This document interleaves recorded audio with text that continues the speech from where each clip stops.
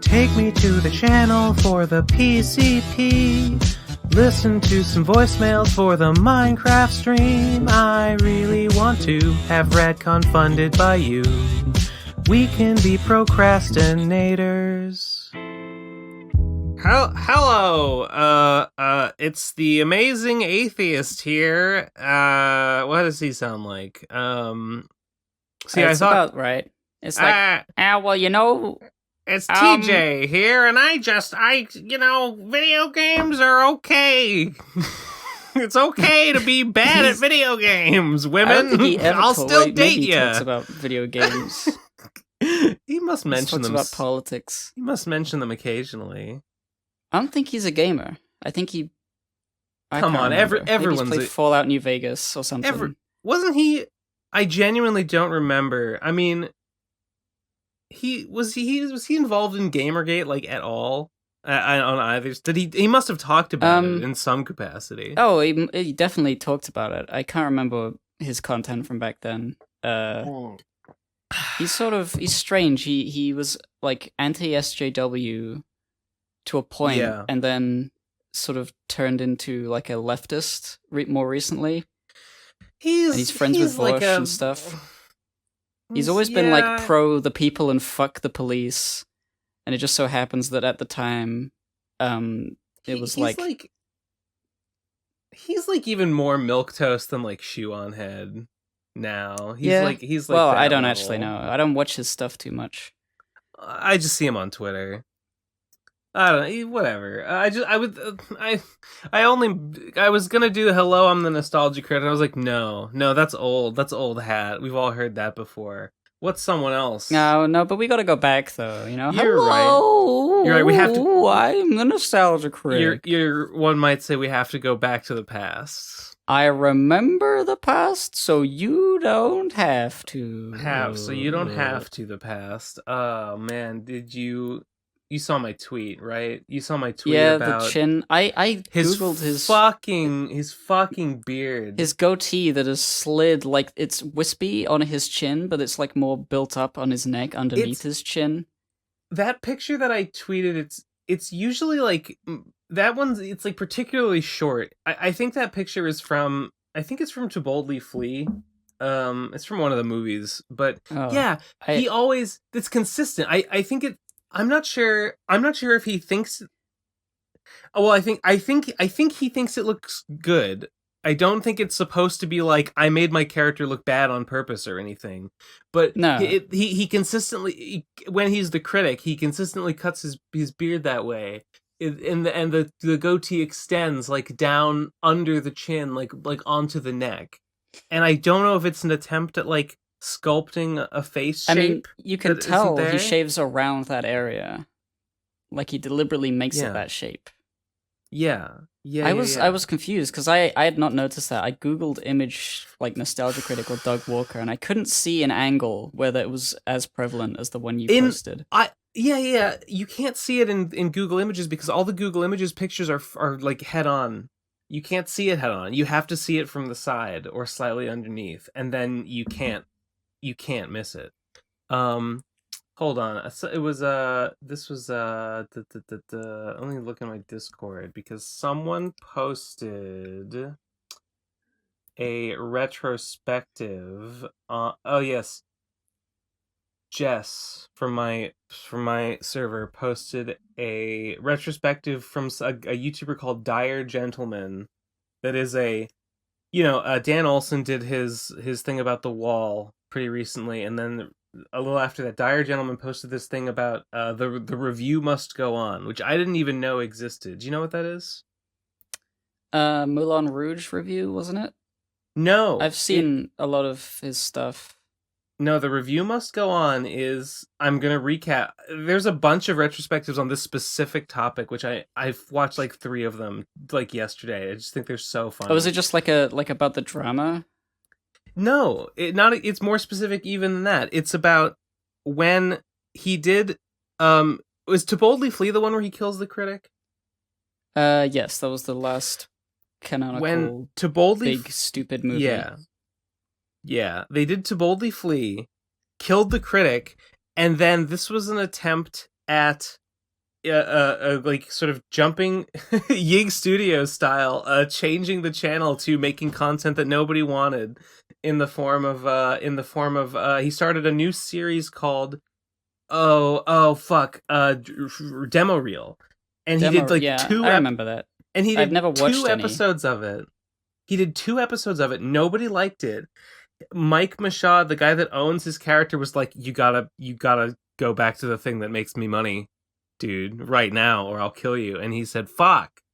So then in defeat, he Review Must Go On is basically the finale to Demo Reel, in which it is a post. It is sort of retroactively decided that actually Demo Reel was only like a fantasy in the mind of the critic, and like the demonic spirit of the critic visits the main character of Demo Reel and tells him like, you're fake, I am what's real, bring me back, you must do it. And Doug says, no, I hate reviewing movies. It's so dramatic, and he does the face, he does the DreamWorks face so much to be like badass. I remember that video now that I think about it. But it was such a, it was like, oh, it's a fake out. The nostalgia critic's back. Oh my god. So but it's stupid, really cool. clear that it was like, actually based at the time. I mean, there were definitely, I can't remember. I think I must have been excited at the time because I was still a fan of his. If you wanted to see more Critic, the group.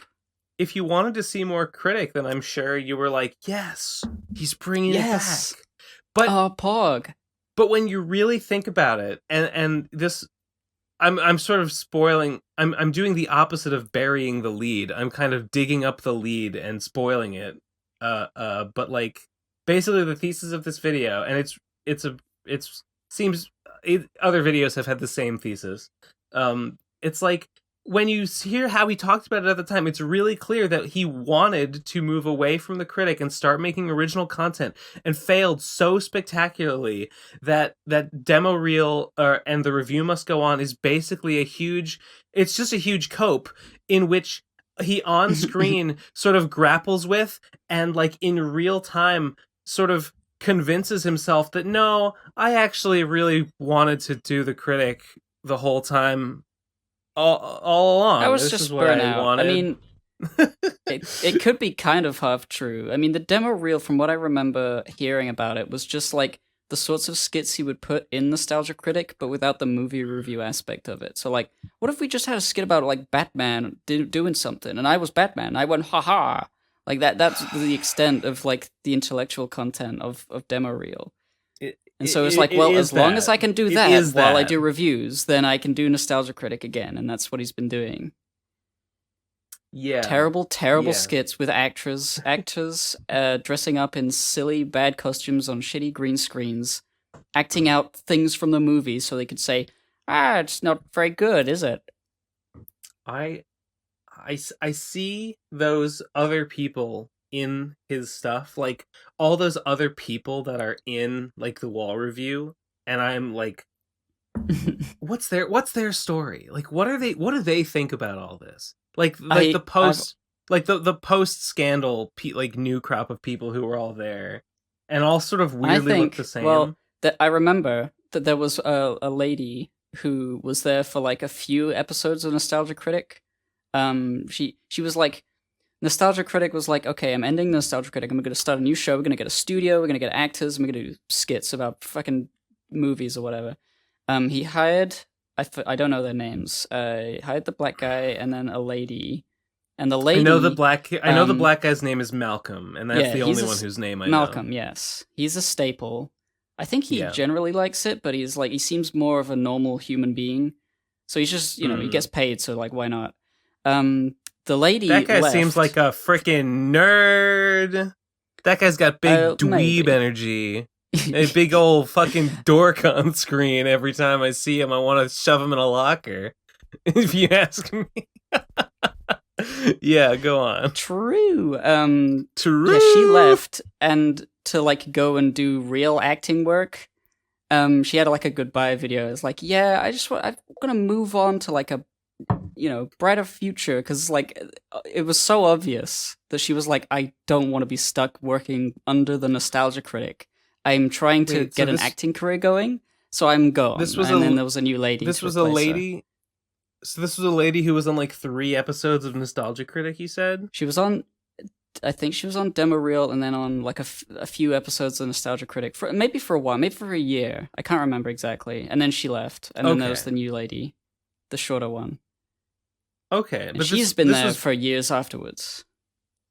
This was pre scandal or post scandal.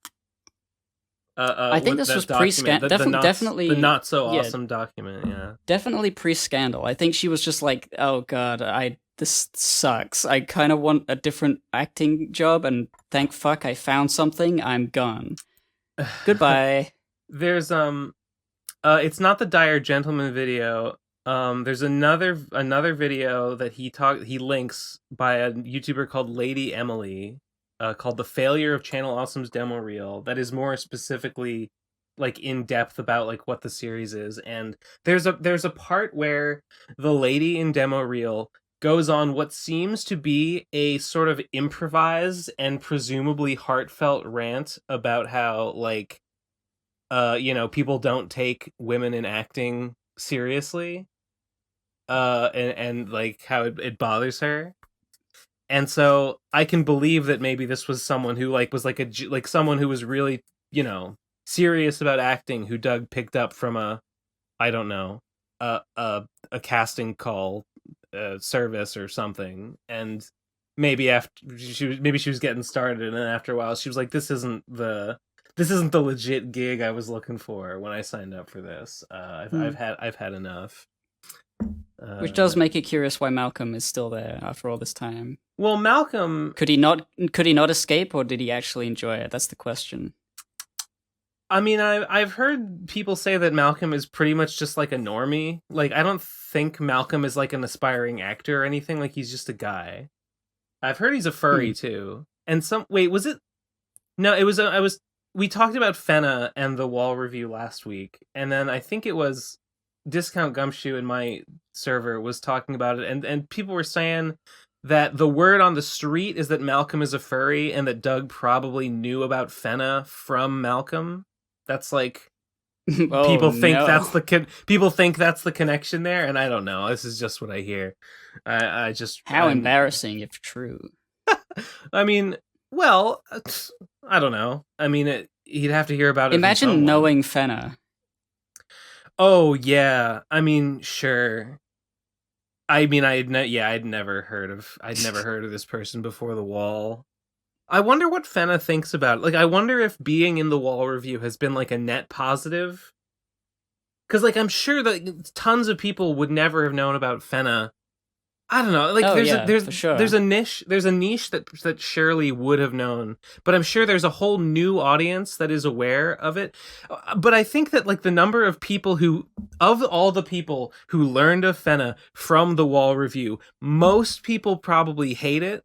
I mean, they're. I mean, you were talking about the Nostalgia Critic fan base, like the people who actually watch every video and enjoy them. But the Wall review transcended just the fan base. Like, the Wall review made a wider impact than that was largely not good, yes, absolutely. But like, of the Nostalgia Critic fan base, I think more of them than less of them would have like seen Fena and been like, interesting. Maybe so. Gone to check him out. I wonder if the kind of person who's still like an unironic that guy with the glasses fan in, God, when did the Wall review drop out? No, it's older than that, right? I think it was 2020. Well, let me check. Wait, this is crazy. That's crazy. Maybe it was 2019. Oh no, it was September 2019. Okay. I mean, I wonder if the kind of person who's still an unironic that guy with the glasses fan in 2019.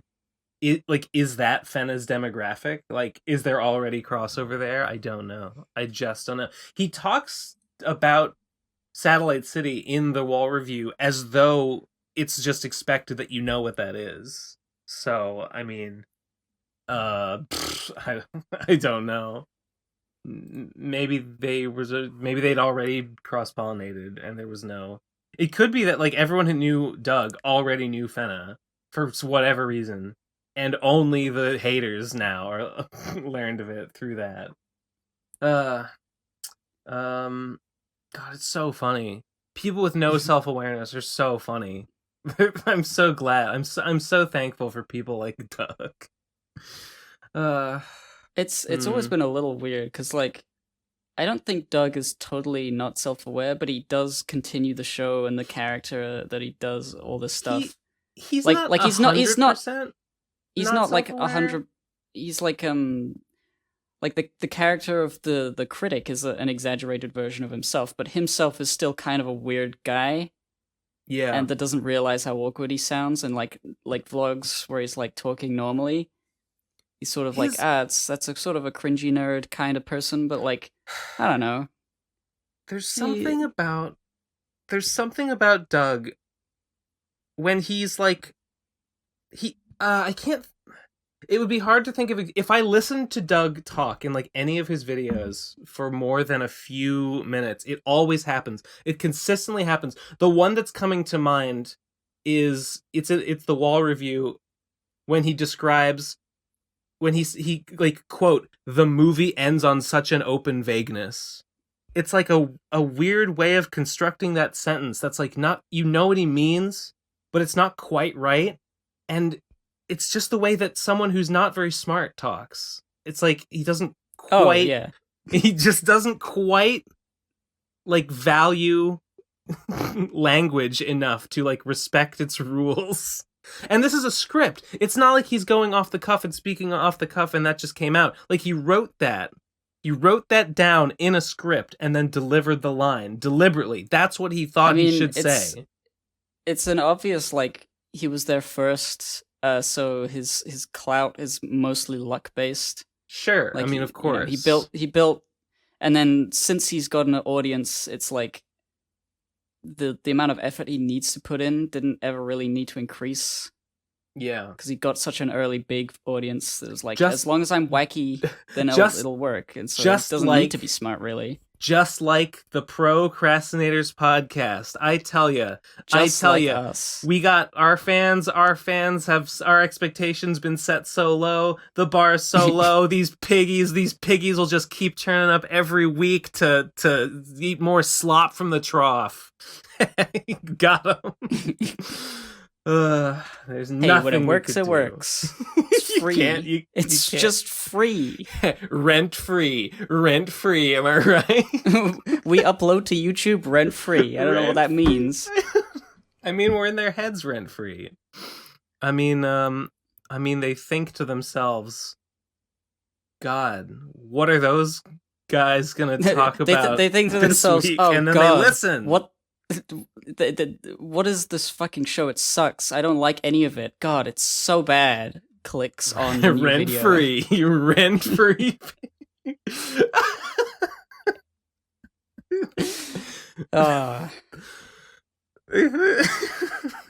We think PCP more like Pussy Poo. They say it. They say it to their friends, and they tell their friends, and that's how word spreads. Oh God! You don't want to listen to this podcast. It's bad and it sucks. That's right. But that's just how we get. We're so bad that you can't shake it. That you just can't stop. Like God, I heard like 5 seconds of that one podcast, and I just keep thinking about how annoying it was. How annoying. This is called the PCP. I gotta complain about it. Make an angry review of our podcast. Make a video talking about the fall of the PCP and about how it's bad now. It used to be good, but it's bad now. And then post it on Reddit. Can you? Yeah. There are people. I forgot we have a subreddit. I've never ever check it, but yes. I used to look at it occasionally, and then the other day someone linked me one of the it was Tectonic Improv actually. He wanted to mention something to me, and to illustrate his point, he linked me to a thread on the PCP Discord server, and I was like, oh my god, that's right, we have one of those.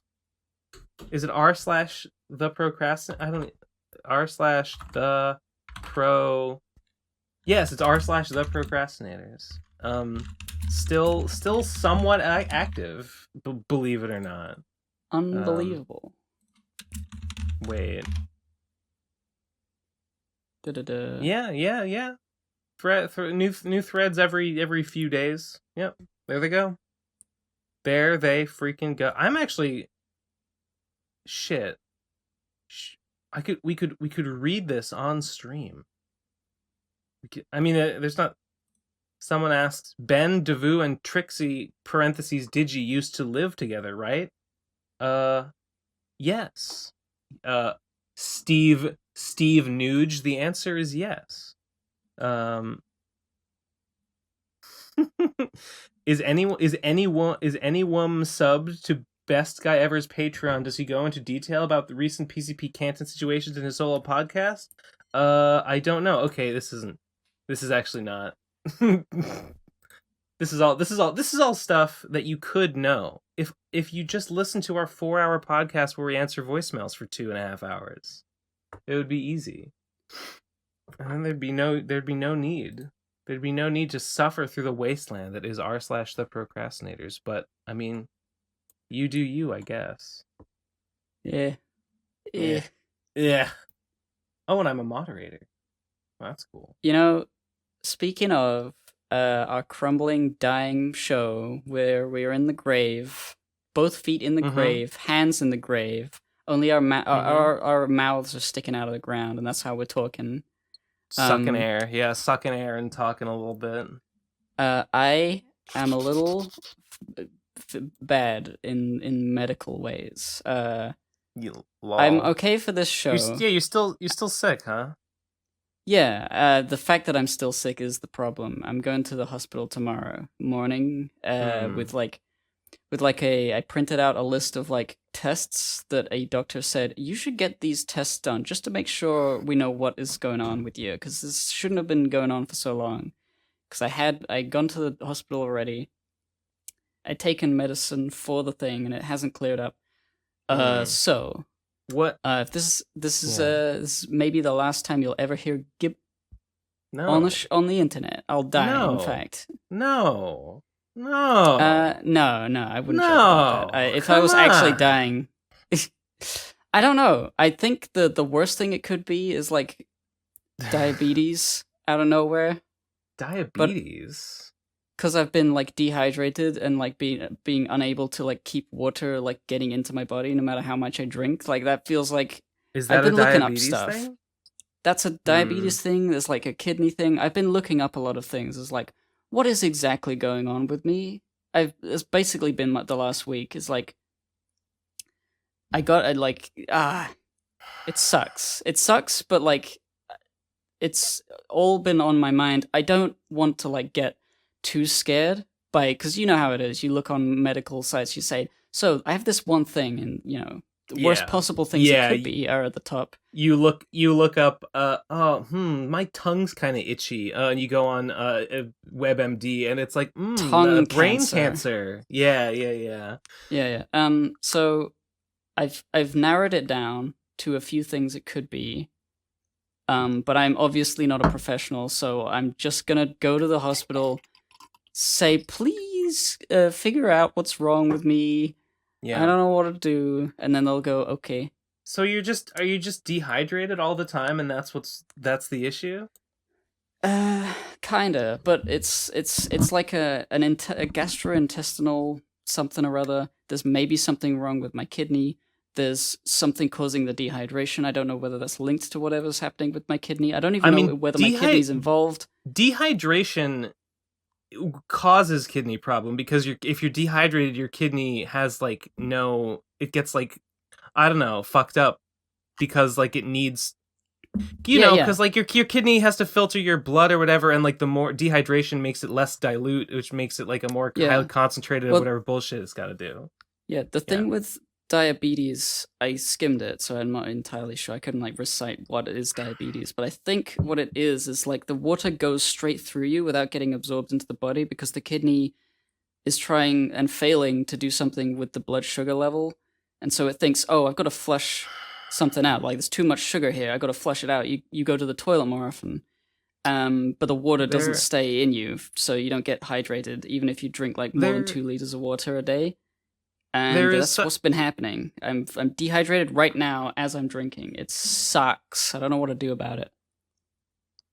Do you take like a multivitamin or anything? I haven't been. I took the multivitamin tablet thing a couple times.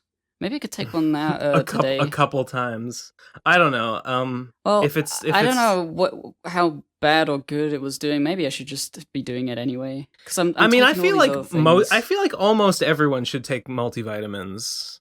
Yeah. There's almost no reason not to. I guess what I was thinking is like I didn't want to.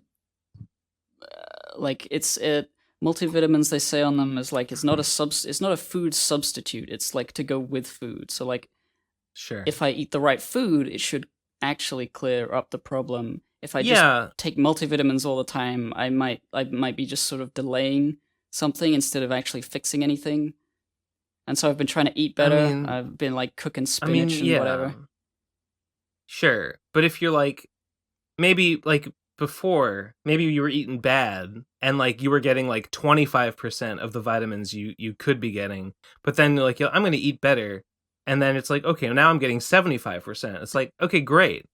But if you take the multivitamin, then that's like guaranteed like 100%. So like, why not? I guess I should take it. I'm not sure what the correlation with the link between the vitamins and the dehydration would be. I feel like a vitamin deficiency might result in not being able to retain water. I don't know. I could be wrong. Yeah. There's such a thing as being pre-diabetic, which is like you're not actually diabetic, but you're like at risk of it.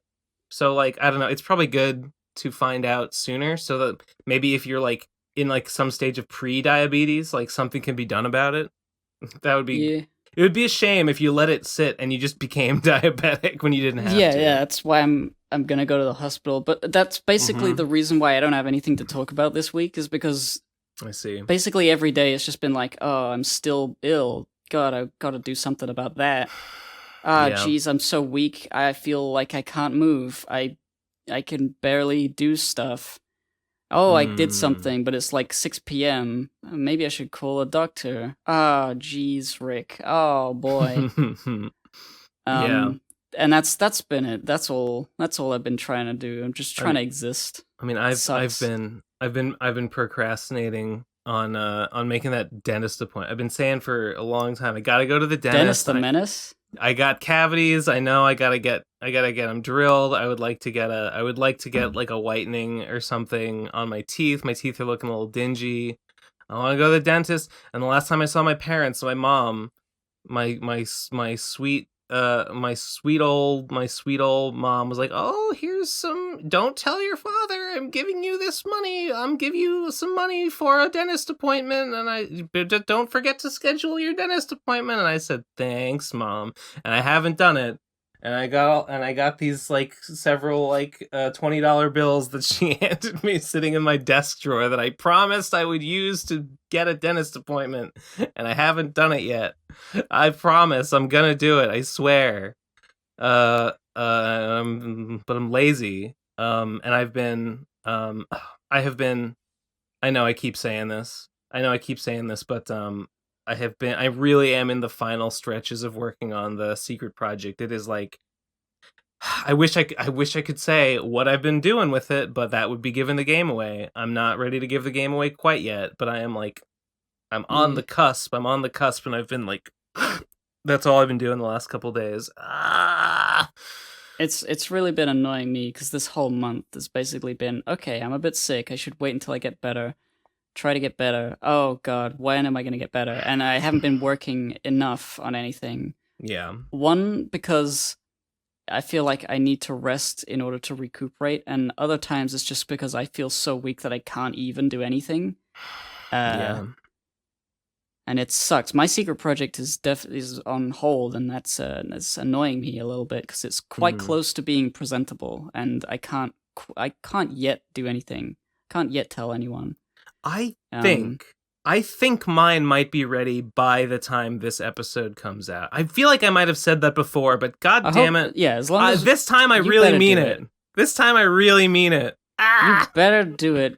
One of us has to have a project that isn't secret anymore. I know. Yeah. But I can't say anything else about it just yet.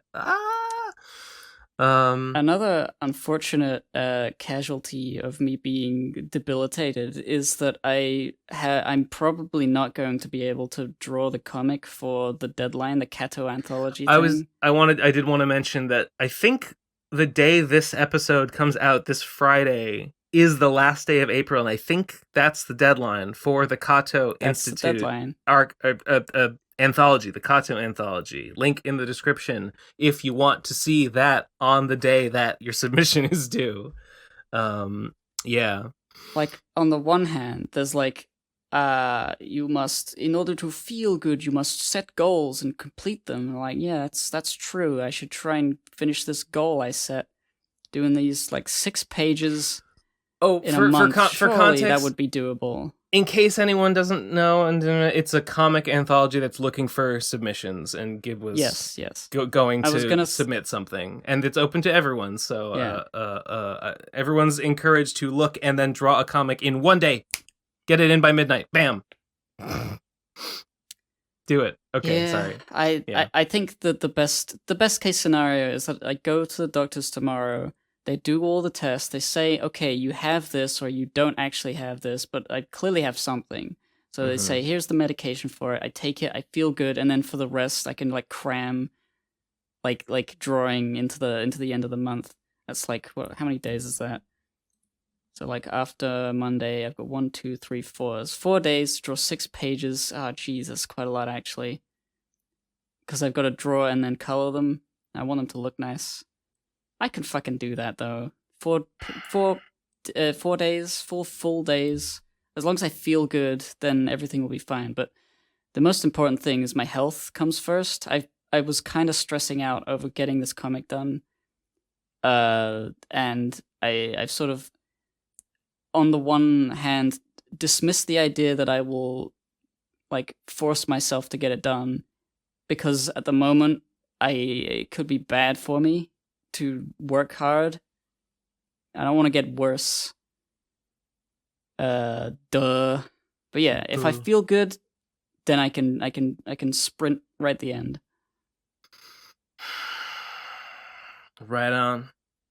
I'm sure they I feel like those guys would be super chuffed to put something of yours in there.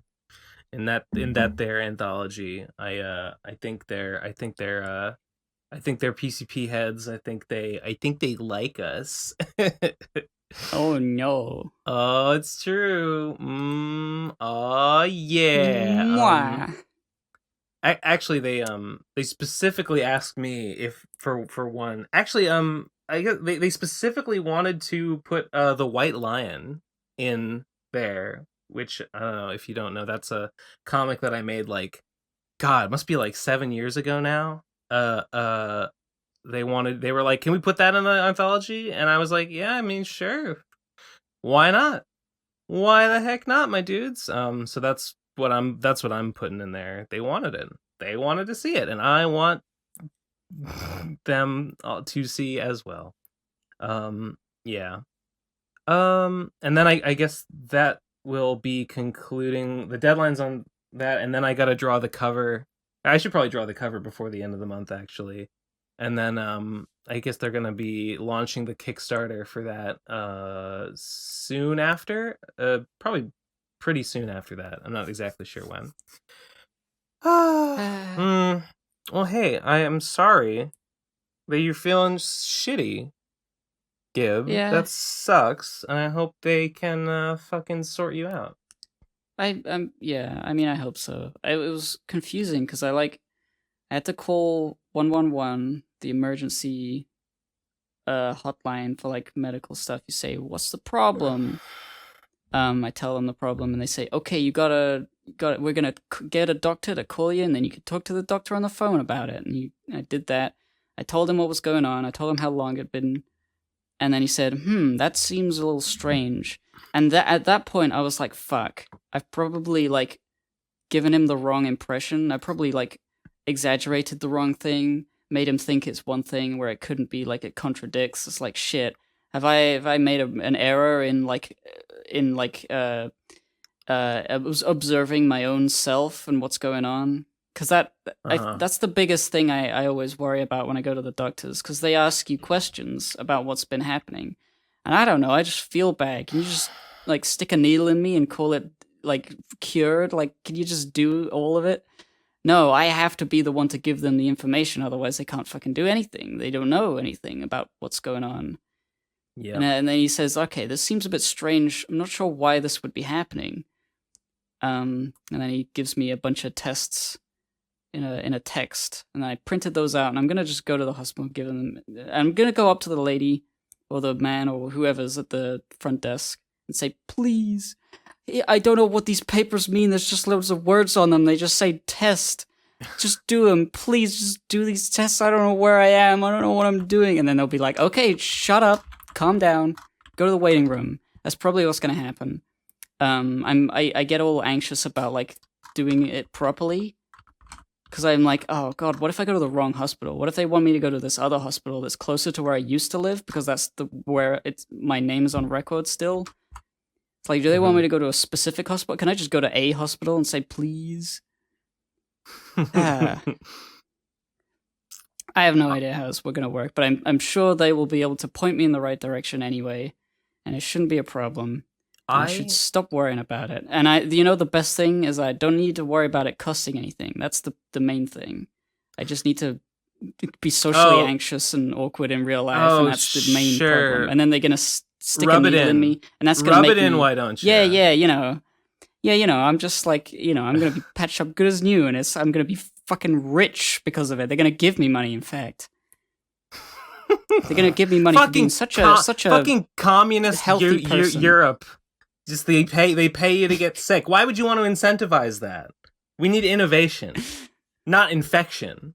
That's my slogan that I'm gonna run for fucking governor of, I don't know, some shithole southern state on. Remember,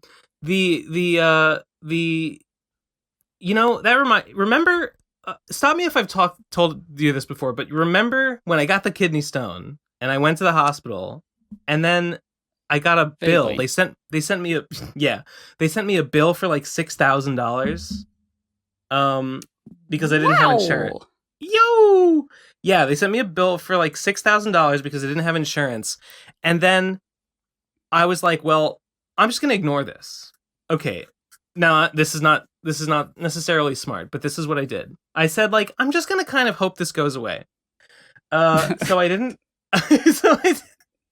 No, this story has a surprise ending. Well, I mean, the story goes on. Who knows if it's actually over? But I think it has a surprise ending. So I was like, this must be a joke. $6,000 for like spending like 3 hours in a hospital bed. This is like a joke, and I think it's stupid, and I'm just gonna ignore it. I'm laughing. God, so it's $6,000. Presumably, it would have been less because if I had insurance, because like the insurance would have covered something, and also like insurance companies just have like they have it all like pre-worked out. My understanding is that hospitals just have like unbelievably huge prices that things cost all the time, but like insurance companies just have it all sort of pre-negotiated that it's like less than that, so they don't have to pay what a normal human has to pay, because it's just expected that everybody has insurance, and so so if you don't, it's like you're quadruple fucked. But so yeah, I got a bill for $6,000, and then I was like, ignore it, and then like weeks later I get a bill from a collections agency that's like, no,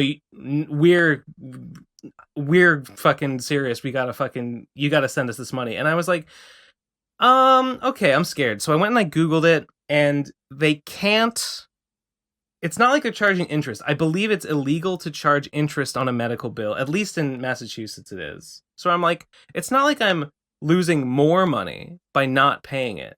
So I'm just gonna ignore it. And just see what happens. Because I'm like, I don't think the situation can get any worse. The worst thing that can happen is I take like a credit hit. Like my credit score goes down because I don't pay this bill. But I think that it worked and the bill is gone. And the reason why I think this is because at some point I was browsing Twitter and I saw like a TikTok, I think, a reposted TikTok of someone asks, what is something you know about? Like, what's a law that you know about that feels illegal, or something you learned that feels illegal to know? And the guy answers and he says, in America, most hospitals are nonprofits, technically, which means that by law they must have a charity care clause, which means that if you are poor to a certain degree, they are obligated to give you care without making you pay for it. And I think that maybe because this was like a couple years ago, I was making like $12,000 a year or something. So like very, very little. I think I definitely was below the poverty line. Definitely would have, if anyone would have qualified for that, I think I would have. So I think I just technically qualified for charity care, and probably the reason why I haven't heard anything about this bill in months is that the collections agency and the hospital were like, if they did any digging on my finances at all, looked at my tax records at all, they were like, oh, this guy doesn't make any money.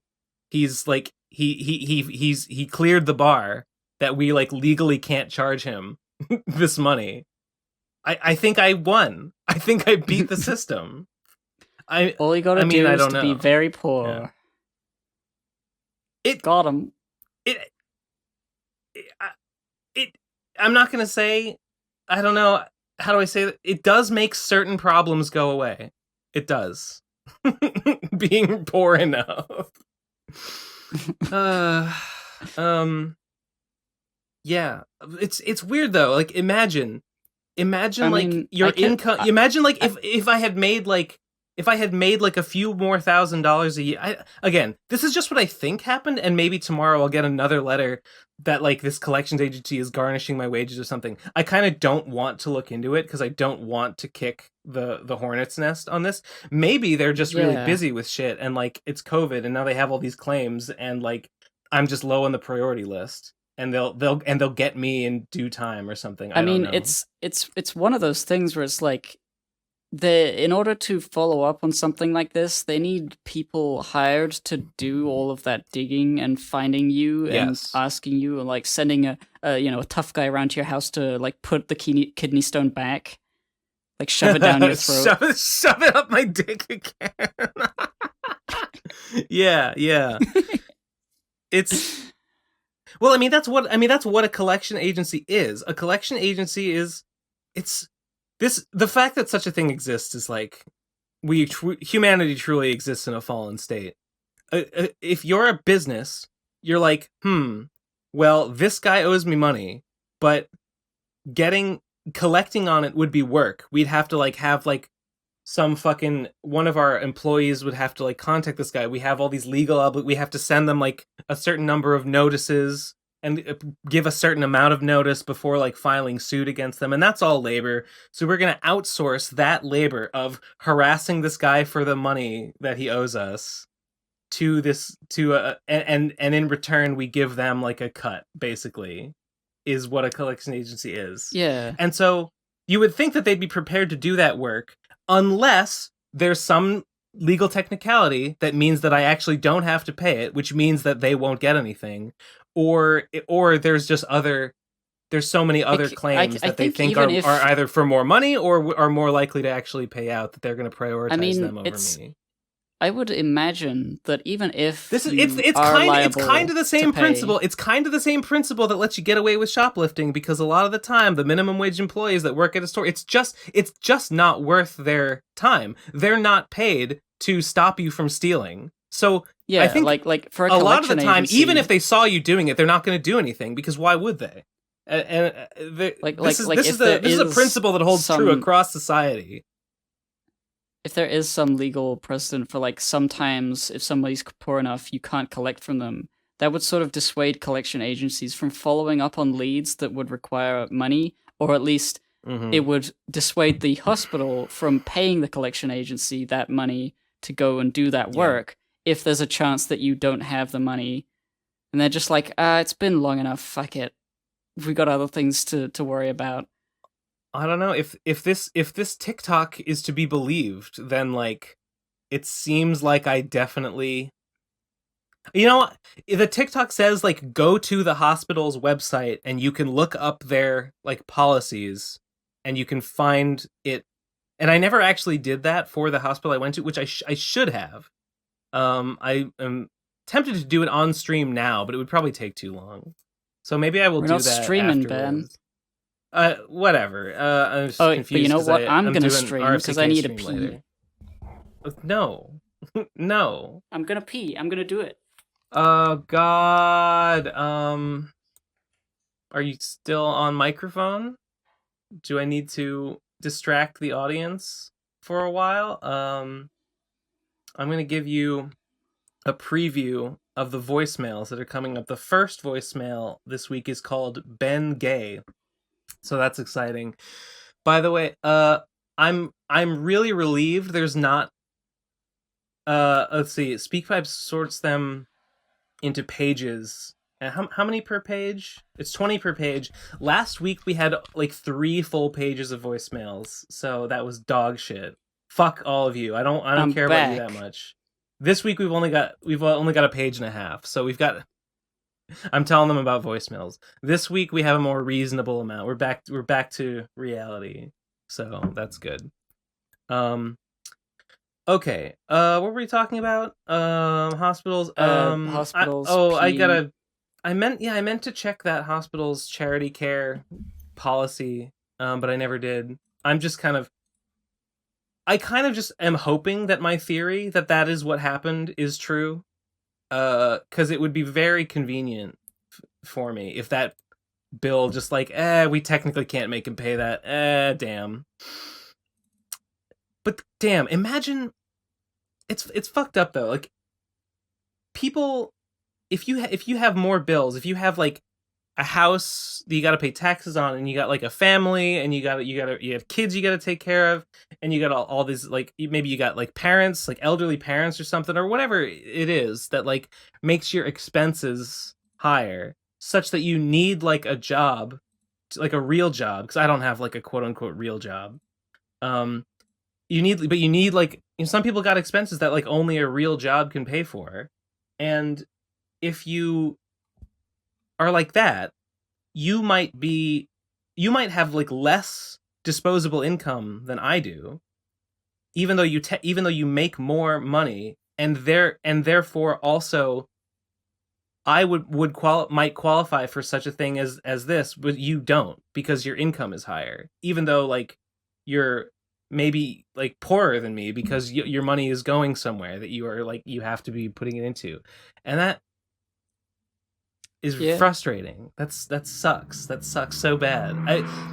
I guess it's difficult to like gauge what is your like, disposable income, because you can decide how much you want to spend on things like food. You know, it's like, well, to an extent. I mean, it's like, you could go out to fancy restaurants, I guess. You know, that there's a. I would say if upper and lower limit to these things. I mean, I would say if you are like making a choice to spend more on food than you need to be spending on food, then I would say that extra you're spending is part of your disposable income. I guess, but like, what is the threshold for like the minimum amount of food money? What if you just live in a place where the food is a little more expensive? It would be what. Well, I mean, you can't really. Yeah, I would say it's. I don't know. The minimum amount of food you have to spend is what I spend. Like, dollar to calorie ratio is. I wish they did. That's how I choose what I buy. I looked it up, and I'm like, no, this pack of like 3 dozen hot dogs from Costco is like the best like calorie to dollar ratio. So that's what so now what I eat for like half my meals is 2 hot dogs and a slice of cheese. It's good. It's good. I like it. Fuck. What was I No, I had a thought. I don't know. Yeah. Some people can make you can make more money, but still because Bernie, imagine, it's like Bernie always said, most people in America, like, they can't afford a $500 expense. And like that includes people who are like working jobs. They work harder than I do. They probably make more money than me, but they also have expenses it goes to. And those people would be completely fucked if they had a kidney stone, because suddenly they would be hit with a $6,000 hospital bill, and they wouldn't, have what I hope is a genuine ability to wriggle out of it through a financial technicality that I'm hoping that I have successfully done. God, this is a real sword of Damocles right here. For who? $6,000 sword over you. You're not sure whether it's there. It's like a Schrodinger's sort of You're Damocles. Right. I assume it's no longer there. But if I I'm like, if I imagine you're Damocles and you're just like, I haven't seen that sword in a while. No one's mentioned it in a while, so maybe it's not hanging over me. I just won't look up. I'm just not going to look up because if it is there, I don't want to know about it. Yeah, that's exactly what it is. I will look. I'm gonna look up the hospital's policy and see if I can find it, because the TikTok said, I keep like this TikTok says I'm good. This TikTok says that I'm gonna be okay. Yeah, maybe look up the rule, like the law that they said in the TikTok, instead of looking at the TikTok again. Yeah, well, find out whether says, that's true. The TikTok says like where to look for these policies, so I should do that. Definitely. Just to see. Yes. I mean, I guess in the way you put it is like looking it up, the policies would be looking up at the Sword of Damocles to check whether it's there, and you don't want to do that? Yeah, I mean, but you should do it. God. I mean, I could the real look would be like I could literally call the hospital or contact the collections agency to ask, "Do I still owe you all that money?" But like, no, I'm not going to do that. No, no fucking way. Everyone told me, basically looking over your shoulder, seeing this as an assassin, a kidney stone assassin. My parents to shuriken up your dick again.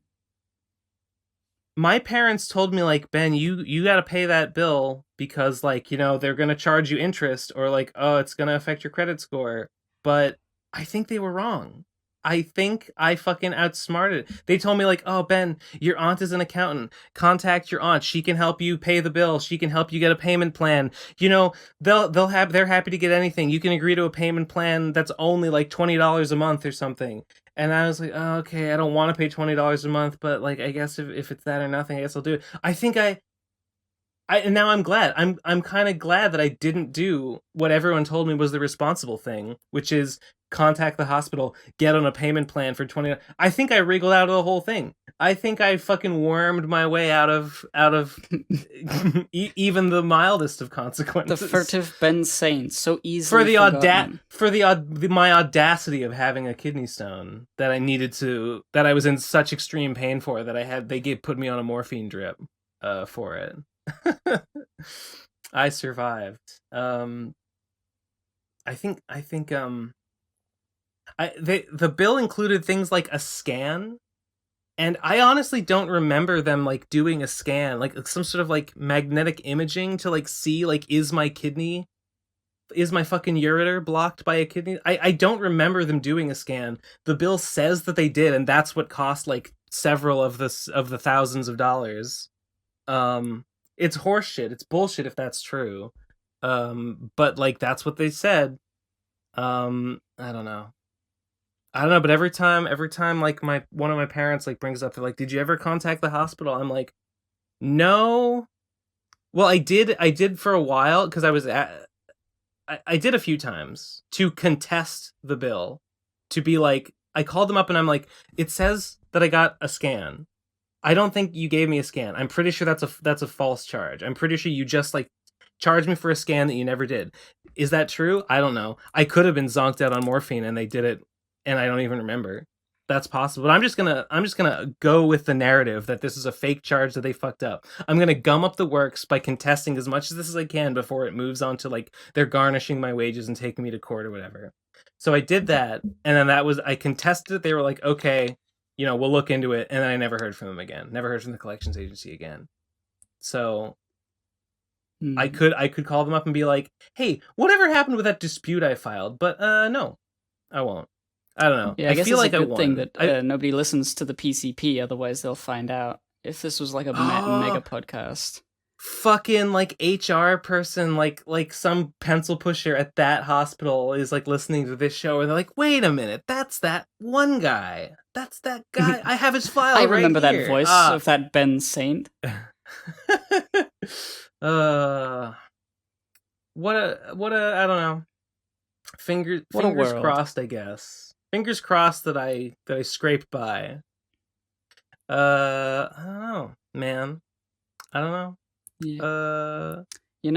I got a different topic. I got something to talk about. I said I didn't have anything to talk about this week, but I got something. Maybe this is like stupid. But I was thinking about my characters from Veil Jape. We got Pump, we got Alley-Oop, we got Sibby, and then we got Tiki. And I was thinking, Wait, the blue lady, yes. Oh, Tiki, yeah. Tiki. Is Sib the little purple thing running around? Sibby's the little purple guy, yeah. Yeah. Sibby and Tiki both, actually. Sibby less so, but I was thinking about how they are based off of video game characters that were themselves based off of sort of reductive racial stereotypes. I was realizing that Tiki does have a bit of a blackface going on with her lips. And I was like, geez. Is that a bad thing? Am I a racist? I can post a picture of Tiki. She looks like a Tiki mask, and like, I don't know, when I Google Tiki mask, they kind of look like that. They do. But like I was just thinking, because like Sibby is like in Spyro, the little guys who have the eggs or whatever, and you chase them, and they're always running away from you. Yes. I think that is like an Arabian stereotype of some kind, where it's like the Middle Easterners with their cloaks and shrouds and stealing treasure and running around with it. And I'm like, gee, like obviously it's not terribly racist, in like the portrayal these of the game. These little blue guys with the nasty little faces. It's not like a malicious intent sort of thing. It's just sort of like a racial coding that has survived from times when they were, like portrayed like that in media. And it's like, okay, I liked that game and I like the little funny guys, but like I realize where it comes from. And I don't necessarily know whether it's a bad thing if I keep Sibby, but Tiki's a little more, like, I don't know. Nobody's said anything about this. This is just me coming to some sort of realization that it might be construed as a bit like coded African tribe and insensitive with the lips thing. I don't know. It was like that when you got cancelled for the fucking tweet about how to draw African characters or like those sorts of lips in anime or whatever. Yeah, Usopp. The Usopp tweet. Yeah. And I was realizing that Tiki has those lips. I'm like, shit. I got to redesign her, but I'm not. I was trying to redesign her. I couldn't figure out exactly what would be the best way to do it. I don't know. What do you think? What do you think about all that? Well, Tiki masks are a Hawaiian thing, right? They're not an African. Like they have similar like African masks, but it's a different thing style. In my head at the time. Is like tiki totems and also African masks, and is sort of Aku from Crash Bandicoot and the shaman from Populous the Beginning. Tiki. Let's see. I mean, let's. What? Is there like a Wikipedia page on tiki masks? Like, I don't even know like what. I think they're Hawaiian. Yeah, tiki masks are Hawaiian. But they don't look like well, they kind of look like they're a little different. I mean, they seem to have a lot of open mouths, like screaming. But yeah, there's the tiki. When I Google it, I'm not sure. Like when I Google it, I'm not sure like which of these images are like authentic. What does like a tiki mask like historically look like versus like what is like an image someone made based on like maybe like a bastardized sort of version that like a pop culture conception of what it is. So I don't know. I mean, I feel like the general gist is like pretty clear. I mean, if she's supposed to be Hawaiian, and she's got big lips like the masks, and the masks have that. I mean, Usopp is actually supposed to be like half black, so I don't know. There's the. I don't know. I really hate this. I really hate this whole thing. It's I know. I kind of hate it as well. But like, I can't not see it now. Yeah. I guess I'm just sort of like I'm wondering about like the right thing to do, because like obviously my intent was pure. I did not mean it my heart was in any pure, way. Yes. I didn't mean it to be like racially coded in a bad way. Of course, Tiki is cool, so I like her anyway. So it's not even like a negative stereotype. It's just that she looks kind of like the lips thing, the fish lips, as they say. But her face, she does. I mean, it's not even her human face. It's like a wooden mask. True. Yes, I do have a canon face underneath. So it's not like you drew a human with like exaggerated, gollywog lips. This is like a mask from a culture, which, again, I'm not exactly sure what the masks look like native historically versus what. Well, there's all sorts. There's so many types. I guess it's sort of mostly it's very simplified in my drawing. But like the meant to depict faces for various reasons. So many different types of cultures all over the world. I think some African masks are like the equivalent of like the Greek happy and sad faces for like theater. So it's just sort of a thing. It's just like an exaggerated version of a face. I don't know. I don't think anybody would ever have a problem with it, but maybe there's a chance. So like, there's maybe a way to like change her design in a way that's just slightly less bad or slightly more good, or I don't know. If you're a viewer of the Procrastinators podcast, you should read Bale Jape and then tell me what you think of this. I think I'm gonna risk a slightly controversial opinion here, but I think that maybe if no one has been offended, that it's not worth thinking about how to avoid offense. I don't know, unless it's like unless you know for sure that something would bother people. Why even worry about it? Well, and I mean, usually the way that you know that is because someone says, "I am bothered by this."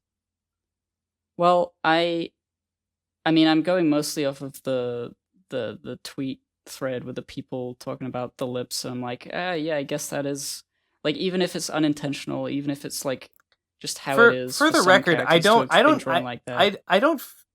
think I was completely wrong in what I was trying to say. I just think I said it in an overly hostile way. Which got which was needless. Yeah. But regardless, the main guy, the first guy, sort of had a point, and at least some people, they just react to these things in a way. So it's like, obviously, Bale Jape is very, very, very niche. Only a small portion of even my fan base has read it. So it's like if there were people who didn't like it, I probably haven't found them yet. Like, they probably haven't found me. I don't know. It's just sort of. I feel like it's. You could. Ugh, God, Okay. I just think No, that go on. if there's since I have an inkling that maybe it could be a problem, Yeah. it's not that I want to avoid cancel culture before it happens or anything, because like whatever. It's that I want to just solve the problem before it becomes one, before somebody finds it to be offensive, if you know what I mean. Like it's Yeah. like I can see that it's like it's on the level. It's on what do you call it? On the boundaries of like potentially being a thing. It's not like I could be destroyed over this character design or anything. I just feel like it's like it's what's the word? If you're, I mean, if you, It's pushing it. okay, It's pushing it. if you were worried about getting in trouble, I would say don't. Nothing bad is going to happen. If you're worried about like, yeah, okay. If you're worried about like, is this perpetuating something I don't want to perpetuate? Then I don't know. Maybe. I mean, yeah, I'm sure you could probably change the face a little bit to just to not even remind anyone of that. It wouldn't take. It wouldn't even take that much, I don't think. I don't know exactly how you do it. Yeah, I mean, I was trying for a bit, and I was like coming up to a brick wall. I had like some little ideas where it'd be like changing. The reason I drew it like that in the first place is just because it's the easiest way to depict a lip. You just do the same mouth shape but bigger. Yeah. And I didn't really think about what that was implying potentially. But like if you look at like masks, they don't all have. I mean, the Tiki masks, I wasn't really going for them, even though she's called Tiki, which is kind of like another thing. It was like conflating, just like, oh, it's tribal, so it's like it's multiple whatever cultures. Yeah. Just throw them all together. Yeah. It's mostly a video game character thing than it is like a cultural thing, and I feel like that was a mistake. Well, not a terrible mistake, but like it's something I can work on to like if I'm gonna draw from real life culture in the future, I should be a little more accurate with it so that it's not like a caricature of that culture. You know what I mean? Yeah, I guess so. I guess it's a common pitfall. That yeah, no, you're right. Yeah, I just imagine you're a Maori tribesman or something, and you see this, and it's like this like I don't know, Hawaiian or African style mask, and it's like, oh yeah, this character's name is Tiki, like a Tiki mask, and you'd be like, oh, there's another fucking idiot. There's another fucking idiot white person who doesn't know what the fuck they're talking about. Yeah, sure, I mean, it's true. I really wasn't thinking about it. But like. Yeah. Now that I have a brain, I could think about it. I'm like, well, I should just change her. Just change her somehow. I want to keep her the same mostly. I like the mask, like rectangle head shape. Yeah. The eyes are cool. Mm-hmm. Maybe her name can change. I don't know whether I want to go back and like retroactively change Beljape as well, because there's a lot of little edits to do. I don't know whether it's worth it. Wait, like what? Like every instance of her name. If I change her name, I wouldn't have to, but I could go back and like change it on the website. I don't really know whether I want to bother with that. It could just be like, oh, that was just a thing I did. Yeah, I mean, yeah, I don't know. On the one hand, yeah, I don't know. That's like. I guess I would if you decide like the name is different. I guess changing the character's name is one thing. That would just be basically a big like a find and replace job. Yeah, I don't know. I'm neutral about that. Okay. As long as it's not like, oh, I gotta go back and I gotta like redraw this panel and redraw this panel and redraw this panel. Oh yeah, I'm probably not gonna redraw. Yeah. Like that's a fucking trap. That's a fucking. I don't want to George black Lucas hole. It. And also, yeah, it's finished. It's not like a. Yeah. Yeah. Replacing the text is simple enough. It'll just take a few hours. Yeah. Or an hour. I don't know. I don't know. Because her full name was Tiki Wiki Mickey Mouse, which was like supposed to be silly. Yeah. And like it's a Wikipedia. It's Mickey Mouse, like Mickey Mouse. Mm-hmm. And her first name is Tiki. It's just like That's dumb. That's like the sort of thing you come up with when you just sort of like, name. It's like, I don't know, fucking what tiki wiki, fucking. On the one hand, I don't know. I don't say this to like double down on the idea that like this character is a deeply problematic and offensive stereo. I'm not trying to do that, but it is what jumps to mind is like, is that name sort of like a ching chong ching kind of like? Yeah, that I was thinking about that. I was like, chat. It was just maybe. When did I make that? I think, but because Beljade was like, I don't fucking know. I'll make a comic, I guess. So I started drawing stuff. I put her in there because I wanted that sort of a character. God, I don't know. She had potions. Hell, I mean, if you're serious, they weren't brewed. They were scientifically brewed. Ooh, how interesting! If you're serious about it, I would say, honestly, I don't know if there's anyone like this that listens to the show, but if anyone is like Maori, which is where Tiki comes from, I don't like ask if you could find someone like that and be like, what do you think about this character? Like, is this is this like offensive looking? Is the name offensive? Like, what could be changed? It's the whole thing about it being offensive. Like, I know people will hear me talking about this and they'll be like, "Oh, you're so scared. There's nothing wrong with it. You're just scared of the mob, the Twitter mob. Like, whatever. Look at Gib virtue signaling over here. Like, it's not that. It's that I'm more conscientious of these sorts of things than I used to be when I made it, and I'm like, I understand. The thought process that went into this was zero. It's not okay. If I may opine for a moment, I think what you're saying, what I'm getting is that it's not that you're like afraid of the Twitter mob, afraid of being canceled, afraid of backlash or whatever, and it's not that you're like, oh no, I gotta virtue signal, I gotta show everyone how woke I am. I gotta show everyone how woke I am by erasing this Polynesian representation from my media. Oh, white people only. It's that like it's that you've thought about it and you've been like, maybe this characterization to some people who know something about it, maybe they would think I look stupid by this, right? Yeah, I understand. It's just there's ways to be more based about about these things. Sure. I would genuinely, if you can find anyone, I would ask someone who knows about this stuff and be like, I'd be curious, what do they have to say about it? What is their opinion? Fascinating. Because then I was looking at like Aku from Crash Bandicoot, and he is like even more. But like, there hasn't been as much talk. I think I found one article, people being like, "Aku from Crash Bandicoot." Yeah, I don't even know what he looks like. Oh, okay, it's that guy, right? Yeah, it's that guy. He's a wooden mask. He's got the feathers in his head, and eyes. But he's got like the big red lips, and it's like He does. If you never thought about it before, you may have never noticed. But whoops. Yeah. Could be kind of a moment. So like, well, I don't know.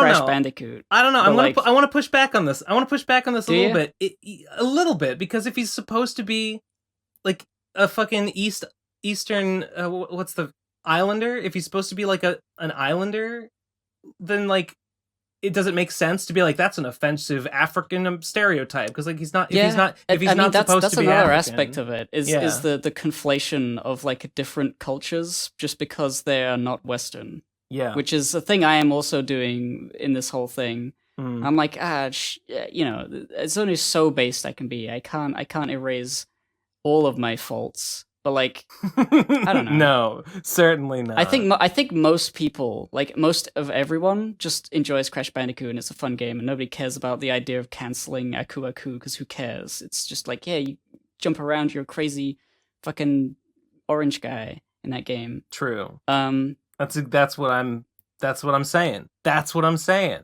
Yeah, but just because it's.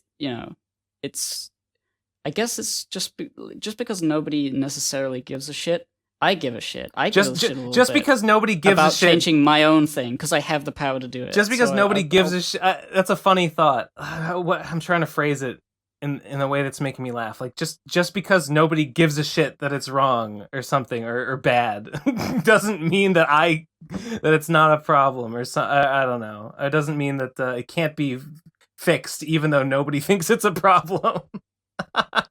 It's really just like there's a way to be more based. That's my main thing. Yeah, sure. Because it's lazy. That's the main thing about it. It's a lazy, cartoony, like no thought put into it, facsimile of that kind of a tribal, mask wearing person is Tiki. Yeah, and it's like I hear you. There's so much more nuance to the cultures that this is very vaguely derived from that I could put into the character design that would be better, I think. Yeah. And I can't say that there's like absolutely none, no aspect of it is like worried about cancel, because like there's a little bit. There's a tiny little bit. I mean, that's the spark that started it, I think. Nothing's gonna happen. The worst, literally the worst case scenario would be someone reposts it and is like, this is deeply offensive, and then people say like, I am offended, and it gets spread around a lot, and a bunch of people see it, and they're like, this give and take character. This give and take character's so fucking racist, and then they come and they harass you about it, and the New York Times it's literally, and I don't say this to be like, actually you should be more racist because it's actually going to help you because it gets more eyes on you, but at the same time, no, it's like, it's literally just free publicity, and then it gives you and then no, I'm serious, this is why it's bullshit. All the right wingers that are all like, the cancel mob has come for another, it's all bullshit, because they know that the cancel mob coming for you is literally just an opportunity to grandstand about how canceled you are, and to perform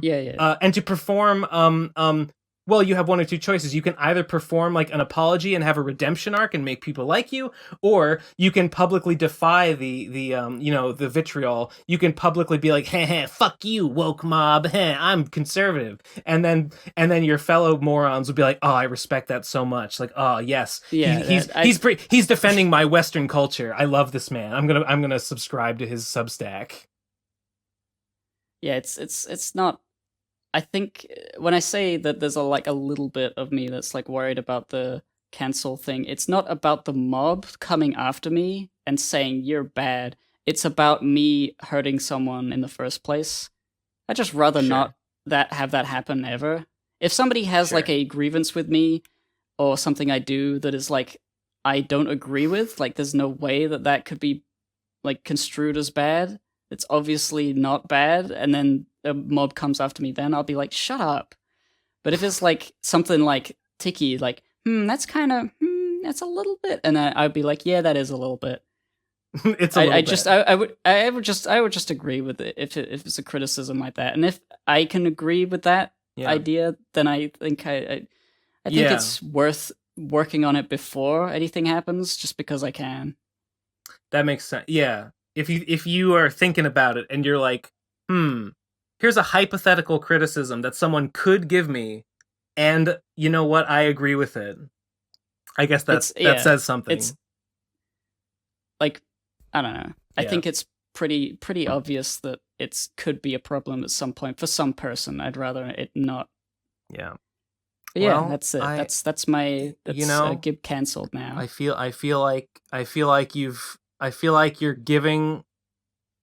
you're exploring the question in the way it deserves to be interrogated. So that's good, I guess.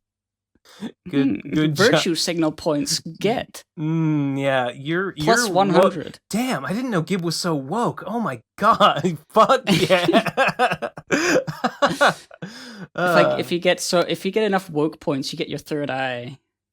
You can start to see the bloodborne beasts all over the place. The insight. Finally, you can start to You can start to see all the offensive racial caricatures that we erased. They start appearing like ghosts. They were there all along, invisible. And then I get to my Zanpakuto and I start slaying them. And that's a whole other thing. God, there's like, I'm just imagining like you get woke, you go on Twitter, you get woke, you virtue signal about like, you know, whatever, and then suddenly your third eye opens and there's just there's all these ghostly just like gollywogs just like, I don't know, lumbering around just like in your house. I don't know. I see them everywhere. They were just waiting to be discovered. Oh man! The ghost of Aunt Jemima. The ghost of Aunt Jemima is there. It's like, now you're ready. You're ready to receive your quest. I get to my Zanpakuto, I go Bankai, and it's reparations. That's the name of the sword.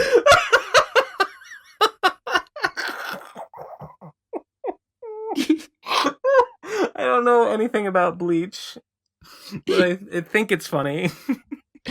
Bankai is just like the like Super Saiyan, but with a sword. A Bankai is a super sword that you manifest in the spirit realm or something. Zanpakuto is your like spirit blade, and it just does like a special something or other. Then Bankai everyone's got is a like special your second form, and it's got a different special ability, and it changes shape or whatever. All Zanpakutos have a name. All your swords have a name. And mine would be reparations. So every Zanpakuto has a Bankai. Yes. Which is like a Super Saiyan version of the sword. Okay. You have to be woke enough. That's what they do in Bleach. They get That's right. That's how you unlock the it. That's how you get it. Yes. We should genuinely idea for a manga. It's Bleach, but the way you unlock your powers is by being more woke. Whoever has the most virtue unlocks the power. Oh god, there's a story. That's kind of how it is in every like hero story. Like, you need to be the most virtuous, courageous hero. Yes. You need to say, I think things are a little fucking bad. And then you get your superpowers. Well, no. Most stories like that, you get superpower. It's not by like recognizing the problems in the world. It's by like becoming, I don't know, protecting any given love interest or protecting your love interest. Yeah, like, yeah. Oh, the town is gonna get flattened by a big guy with a foot. I'm gonna kill him. Oh, I'm so fucking woke right now. It's either about your interpersonal bonds with your friends or whatever, or it's about your like just being confidence, a good boy. You're believing in yourself. Yeah, it's about whether you have the wherewithal to ask the cute girl on a date. I think you can probably unlock in certain media. You can probably unlock superpowers by doing that. Yeah, it's that, or you're like you've got a demon power. You just have something.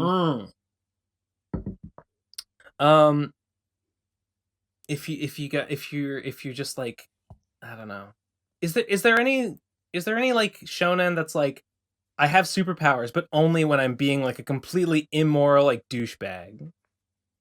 Like I have a demon inside of me that gives me super strength and lets me shoot laser beams, but only when I'm being like a base Randian objectivist and like just acting in my what's the phrase? My rational self-interest. Only when I'm disregarding the well-being of others.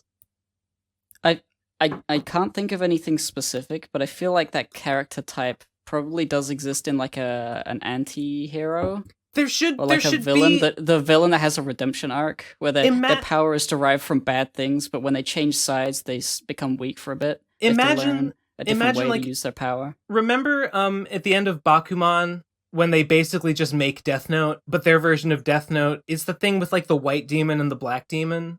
Although the angels, yeah, or they're angels or whatever. Imagine like, is it called Othello? I think. That would be a clever name. Maybe that's just what I would name it. Whatever. The board game? No, it's called Yes. No, it's called Reversi.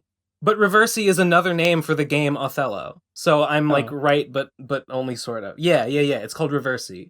Um, imagine that, but like the white demon gains his power from like being communist, from like I don't know, from like collective thinking and like valuing like everyone, whereas like the black one gains his powers from disregarding others will be. I don't know. There's maybe someone's done that before. I don't know. the ultimate communist, the ultimate communist or socialist or whatever, superpower of all time is Goku's Spirit Bomb, where he has everyone It put their is. hands up.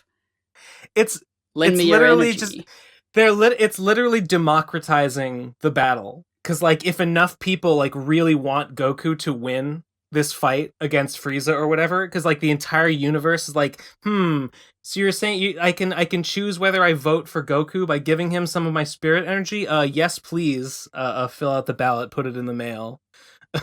And yeah, it's literally just like voting. Voting with your power. Yeah, based socialist, based Oh, I just sockdem realized. Goku. He still believes in the Zuko. power of electoralism. It's a little cringe.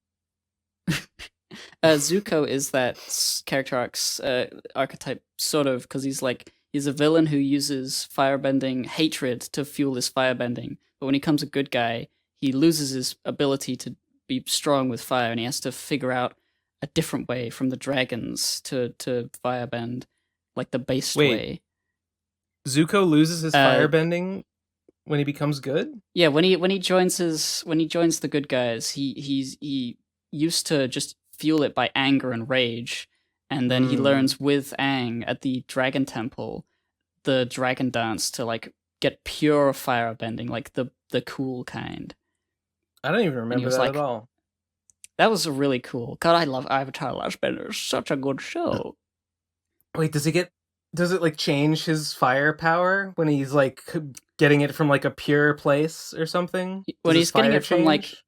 it's I don't know if maybe it changes visually, but like it's more powerful. It's sort of like Nice. the difference between the I don't know if I can remember. It's good. Pretty big. Yeah, cool. Hey, that was a pretty good show. That was a pretty good show. I think I Yeah, watched that it was a in pretty like good show. college or something.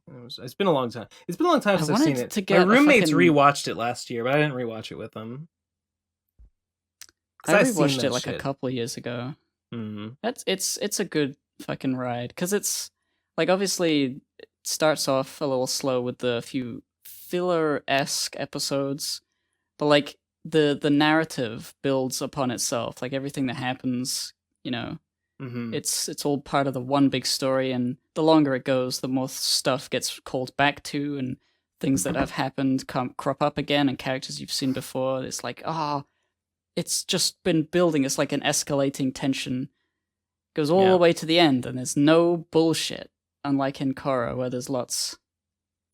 Yeah, I never watched Korra. Heard a lot of mixed things, There's so I probably never will. Korra's okay, but that's just the thing. It's okay in the universe that Yeah. had Avatar: The Last Airbender. Korra is like a disappointment, but it's fine. There's a few nice moments. There's some characters Yeah. I like. A lot of them are just sort of minor, like enjoyment, like the comic Mm-hmm. relief characters, the new Sokka, the new Zuko, kind of. They're whatever. I think Tenzin is like Aang's son, Aang's second son or third son. He's the coolest. He's trying to resurrect the air nomads. Korra herself is alright, and then there's some other funny characters. I remember. There was like an Uh, evil airbender at one point. He did some really fucked up stuff in like season 3. damn, that's messed up. He That's stole messed the up that air out of someone a would do person. fucked up stuff. He's like he airbended the air out of someone's lungs and they suffocated to death. And it was like, oh, dude, based. Aang would never do That's that. pretty good. No, this is new air. This is new fucked up airbending. It's like evil airbending. It's like blood bending, Yeah. but the air version. Yeah. It was cool. Say, we've been going for an hour and a half. Do we want to go to voicemails? Yeah, I think I'm done with things I gotta say. I've said too much. Yeah, let's get started. We can, whatever. All right, you got them open? You got them ready? I'm getting to them. Okay.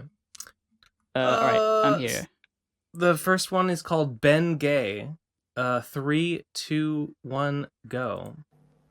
Ben Saint, more like Ben Gay. Nice. Next voicemail is called RV Can Still Happen. 3, 2, 1, go. Hey Ben, so last week you were going on about how the void grifters can't afford an RV because they don't have the money. Mm-hmm. Well, first of all, you're right. Still they can't afford an RV. Yeah. But that doesn't mean they necessarily can't get an RV. I mean, they can open a credit card and then max it out, or they can go to a money lending service and then deal with the consequences later. I mean, yeah, it's a bad decision to end up in a shit ton of debt, but, I mean, when has Yig ever been known for making good decisions? The credit card... If there's a will, there's a way, Ben. It can still happen. You don't get count enough it out just yet. You don't get it on enough credit on a credit card to max it out that much. Like, I opened a credit card last year, and they gave me, like, $2,000 worth of credit. So that would never be enough. Some people have suggested that they could rent the RV, and I have looked into it, and RV rentals seem to cost like $100 a day or more. So that just seems insane. If the RV was going to happen, I think someone would have to be buying it for them. So are they like still having? Are they still saying like we're gonna do the RV? It's or funny. Was that just a thing they said once and they've just let it sit? They said it over and over again. Like they said it a lot that they were gonna get an RV and move into it. They are on a trip right now to Elko, Nevada, and they have not shown the vehicle. They have not shown the vehicle that they are traveling in. Perhaps deliberately. Riley made a tweet the other day that was like, "Damn, the RV lifestyle is awesome. I would recommend it." But he doesn't actually say that there is an RV, and I think there is definitely not one, but it's like, I hope I'm not reading too much into it, but it kind of reads like he's sort of pretending that they have one. I mean, I don't know. If they had one, they probably would have shown it, wouldn't they? Of course. Look at the RV. How based is this? Of course. I mean, of course you would. Well, they said in one stream, they said like, if we get the RV, we're never going to show the RV, because then if you knew what our RV was, then people could like call the cops on us and like report us and stuff and fuck with us and dox us, which is just huge cope. And seems like just laying the groundwork for them to pretend. You wouldn't need to take a picture of the entire, like the license plate. You just like take a picture from the inside. Like RVs, just I don't know. Yeah, you could take a picture from the inside. You could take a picture. You could out the window. You could show the make and model, and like nobody could fuck with you unless they knew like exactly where you were. And they could maybe call, if someone really wanted to fuck with you and they knew like exactly where you were, like even narrower than like the town, they would have to know exactly what town you're in and like what part of town you're in. And maybe they could call the local police department and be like, there's a stolen RV in this one parking lot somewhere. Haha, got him. That's what it would take. So like, there's no reason not to show the RV. Anyway, but you know, that's all beside the point, because all you need to know is about the RV is you just need to go to isthereanrvyet.com and just to keep yourself updated on the RV status. And I'm checking it right now. Is there an RV yet? No. It still says no, so there's no RV. I've staked my entire reputation on it. So you know it's trustworthy. The first time you tweeted this, I was like, gee, why is it? This is a little far. But At this point, the longer it goes on, the funnier it becomes. I knew that's what would happen. I said this because, like, you know, they said they're getting this RV. They like, last month they said they were getting it at the end of the month. This month they're saying they're getting it at the end of the month. I know they won't do it. And I'm just it's a game of chicken. It's like, how long are they going to insist that, like, see, I know something about saying you're going to do things at the end of the month myself. How long are they going to keep saying end of the month, end of this month, end of this month? We're really doing it. And every single month that it goes on, in which I'm just over here like, hey, there's no RV. There's never will be. There's even a website now. By the way, Crack made the website. He's a genius. He threw it together in like minutes. He and like, the longer there's a website and the longer they insist upon this one version of reality, while I am over here championing facts over feelings, the funnier it gets. So I've done this whole bit. With an eye toward the future. And I gotta say, it's paying off in spades. It kind of reminds me of Nate telling me and Munchie that we'll never make Gay for a Day, the album. We said we would make an album at Radcon 3, and it took us a long time. It took Munchie coming to London for us to record the album. But Nate would always say, "You'll never do it, ever. I just won't. I don't believe you will do it." And I was like, "God, you're an asshole talking about us like that." But then we did it. I think it was. Was he being serious? Just like, you won't do it, or was he like? I think it was his way of like encouraging us to do it by like not believing outwardly that we could or that we would, because it's like, it's one of those things that does require a lot of effort. And we, after Radcon 3 was over, we were far apart. It was like, how are we going to coordinate this? I've never made an album before. I don't know what the fuck I'm doing. Munchie does not know how to sing at all, so he doesn't know what the fuck he's doing. No. So the only way it could exist is if we were in the same room and we're just like fucking around with instruments. Well, and so it was a terrible, terrible album, but we did do it. Yeah. I kind of know that by like making a thing out of it and being like, there's no RV, there's no RV, there's no RV. There is a, I mean, they won't do it. This won't happen. But there is like an outside chance that maybe like it'll push them to actually do it, to prove me wrong, which they won't. They can't do it. They don't have the means. But if through some weird chicanery they did, and I was proven wrong, I would still consider that a win, because I want the RV saga to happen, because it would be so much funnier than what's actually going to happen, which is they just kind of like stop mentioning they mention it less and less, and then maybe one day they're like, that, no, we never really meant to do that. That was just kind of a joke that we were saying. That was just kind of a what if. Like, we didn't really say we were. That's what's really gonna, and that's boring and lame. So I hope that they do prove me wrong. But they won't. Pressure's on, and they're gonna fold. I'm in it for the long haul. I've already won. The game was won already before it even began. That is my tactical genius. Okay. Anyway, next one is called Plus. 3, 2, 1, go. Please have Nate on just the one fucking time to make a Riley expose. I want to know what vile shit Riley attempted to insert into the fucking content show. I want to know. I want to know how horrible it is. Ooh, I want to know. To the best of my knowledge, Nate has like never even spoken to Riley. I could be wrong, but I am not aware of like any interaction at all. Yeah. I mean, even if he had, he wouldn't come on the PCP to talk about it. We asked him what was going on, and he didn't want to talk about it in our like PCP chat. So it's like there's nothing. Zip. No, Nate never wants to say anything about anything.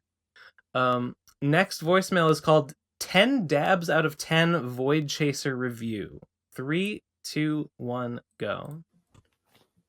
So I just watched the first hour of Void Chasers. Oh my god! While high, I assume that's how it's meant to be consumed. You mean the first episode of Void Chasers? I went in with kind of pretty low expectations, but I like the concept. Okay. I didn't hate it. I'll probably watch more. So here's some of my notes. So they rap a bit. I think it seemed like it was tough to tell when it was edited in or not. But there were definitely some sections that were just kind of like music videos in the middle. I skipped those. Mm-hmm. They go to Houston. That's where JFK was shot, and they walk around there for a bit. Riley has like one joke. He tells people in Houston that he's the super spreader, and it's just because he's wearing a cape and all. Okay. Dallas ends with a really bad B-roll section. This is like the first long section of the music. And then they spend way too long at an Arizona rest stop. And then their car gets stuck in a ditch, and B says the N-word. No, overall, really? It wasn't awful, but the audio was going to fucking stab me, and I hate it. Like, they could do good audio. They have the equipment to do decent audio. They just don't know how to use it. So, I mean, I guess thanks for watching it, so I don't have to. I'm a nostalgia critic. I'm the void critic. I don't know. I avoid it.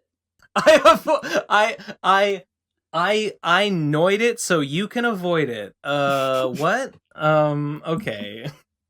Next voicemail is called Call of the Void. 3, 2, 1, go. Dangers all around us, and we are acutely aware of it. The fear that steel beams might fall and crush your head. The awareness that you could throw your phone out of your car window and never see it again. Seeing a cop's firearm and imagine yourself being a small child of color so as to tempt him into executing you. The momentary impulse, followed by fear and revulsion at the notion, is called Call of the Void. I had to listen to the whole podcast to see if y'all figured that out, but you didn't, so okay, here I am doing this. All right, love you, bye. Yeah, okay. The thing we were talking about last time about like thinking about stuff killing you and shit. I guess it's called I guess there's a joke to be made about the void gazers there. I don't know. Whatever. Thanks for the info, buddy. Next voicemail is called Incoming Transmission. 3, 2, 1, go.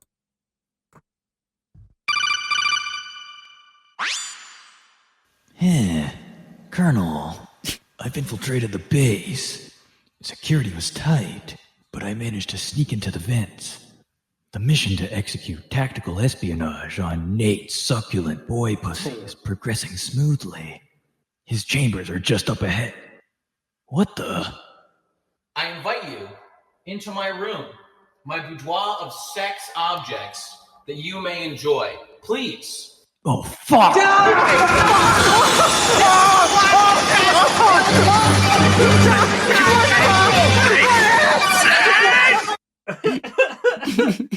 I don't even know who died there. What happened? But he didn't. This was not a Nate fucker. He was not there to fuck Nate. He was there to perform espionage on the boy pussy. So I guess he was invited in, and he blew his cover, and he got in there. And then did Nate kill him? I think Nate fucked him.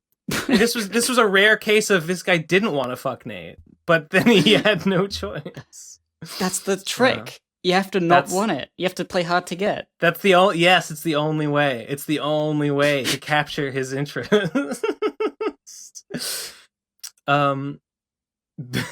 Based.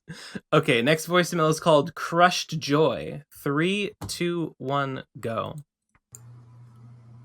Hey guys, it's Crusher, a long-time listener. Well, until Trixie decided to make the N-word video about 2 years back, and then I stopped. But after learning about the information that they were, not kicked off, more left angrily from the podcast, I started listening again. And I got to say, it's great to hear all your voices. I've missed y'all for about 2 years now. Hey, anyway, I wish you guys the best of luck with however this goes. Thank you. Thank you. Did she make that video? Was that on her channel? I don't remember. I vaguely remember that one. Well, I think there was a video. Was it a rant? No. I think that on Yeek Studios, it was like a conversation between Trixie and Riley about how they're like trans black. But but that was more recent.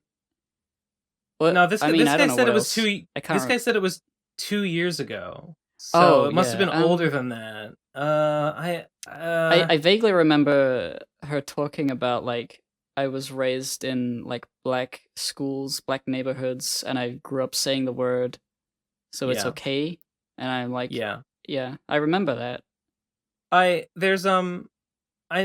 Someone was doing I'm sorry, I forget who. It's someone in my Discord was doing a rewatch of PCP and keeping an N-word tally to see who it was like, and it was they were just seeing who says it the most, and I think like early on it was Nate, surprisingly, was the one who says it the most early on, but then there's the one episode where Trixie goes on like the rant about it and she like flies ahead of the competition.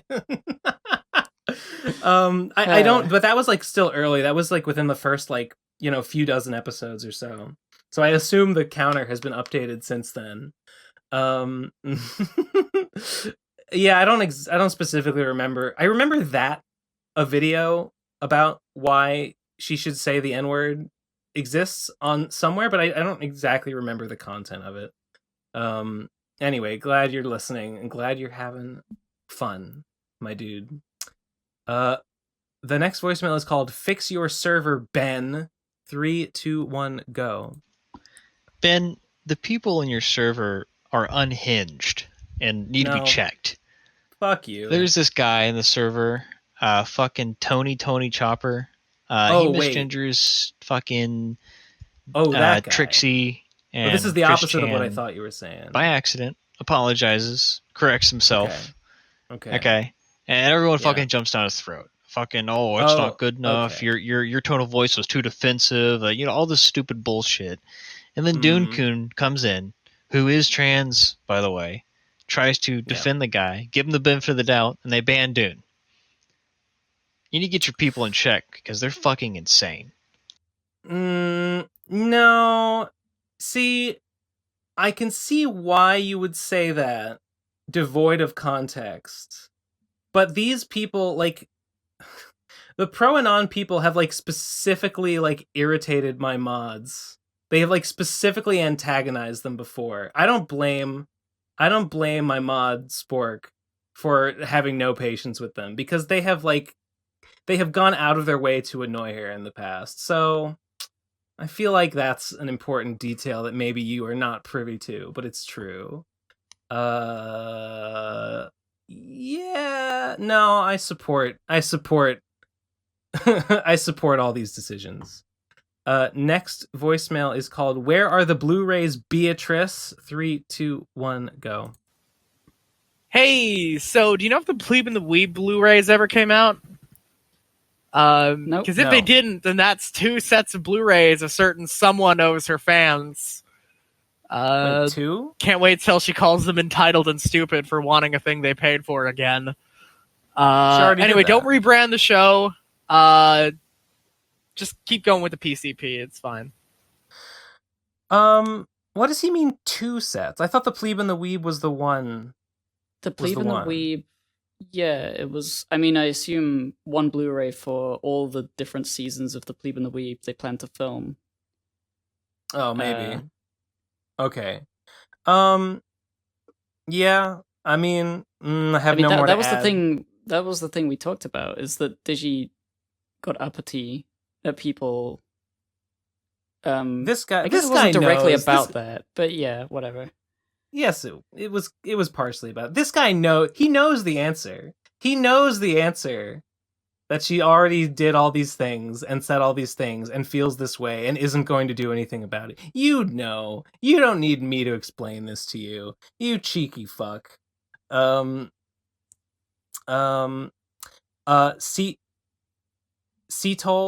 from the Pro-Anon did personally buy and send Trixie a Blu-ray burner.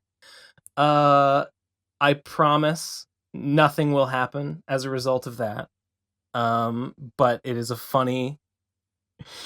There should be a sister site. Is there an RV yet.com needs a sister site? Is there a Blu-ray burner.com? To which the answer is yes. Did the Blu-ray arrive? A Blu-ray burner arrive? It did. So we already know. I ain't seen it though. Well, wait. Why would you see it? Well, is there proof that they picked it up or brought it with them on their road trip? Like, well, how do we know Trixie has it right now? Maybe she sold it in the yard sale. I believe that Cetol got confirmation from Trixie that she did receive the. Okay, well then never mind. I think so. I guess I could be wrong, but I feel like, or at least that like the package was delivered or something. Yeah, because there's been like at least one moment I can think of where like Trixie has not checked the PO box that she has for a long time. Yeah, like maybe it would have been stuck there or something. But if there's confirmation, then that's fine. It's possible. I believe so. Hang on. I just need to pee again. Quick. Oh my god. Okay. Fuck it. I'm listening to the next one. It's called New Speed Run. 3, 2, 1, go. Calling all speedrunners. For those of you who have already done the Nate Shower speedrun and are looking for something new to tackle, the Pro-Anon has proposed a get banned from Ben Cord speedrun. Simple rules. Don't just blatantly use slurs. Don't spam. Try to be creative. Try to get banned from Ben's server as quickly as possible. Make sure you record it. Obviously, post it somewhere. And yeah, good luck. Okay. First, this is so annoying. So this is don't use any slurs, don't spam. A few people did this. They were making sock puppet accounts, doing it over and over again. They were just spamming the chat and they were using slurs. So both of those things were happening. I literally had to lock down my Discord because people just kept doing it. So I had to there's no longer any active invites to my Discord server, and it's specifically because of this. Honestly, the gall to like grandstand and pretend that you're doing this in like some kind of ethical way. No, you're an asshole. You're just obnoxious. The Discord server's locked. So good job. Good job on this whole speedrun. It was such a funny joke. Well, it's over because you were shitty about it. Not even funny. It's just annoying. Stupid. That was another one about my. Pro-Anon people were like, they were doing a get banned from Ben's Discord speedruns.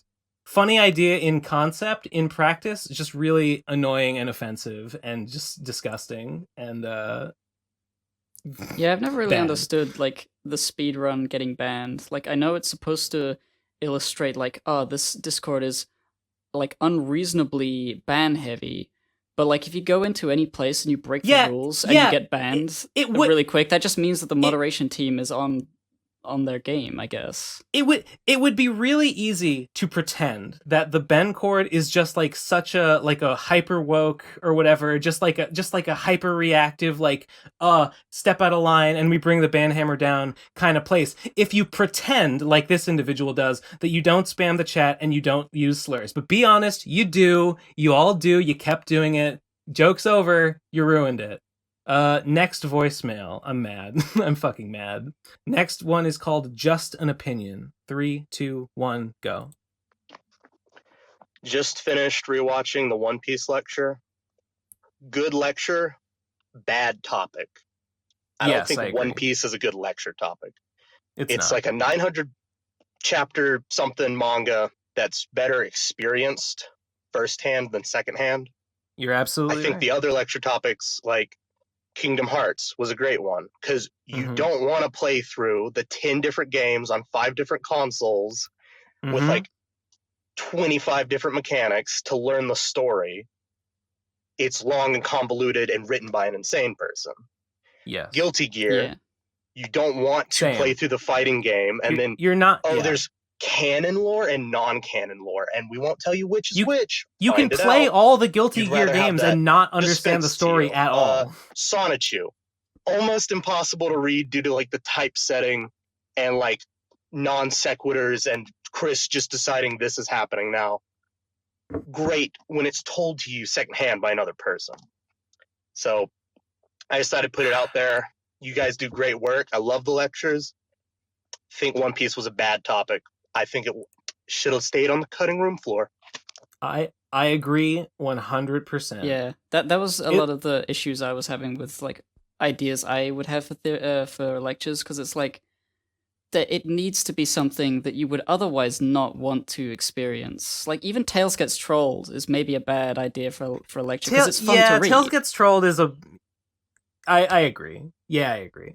I mean, I think fewer people. I don't know. I mean, I think that one is a little bit redeemed by the fact that just the story is so bonkers and bizarre that like having someone just kind of tell it to you is at least entertaining.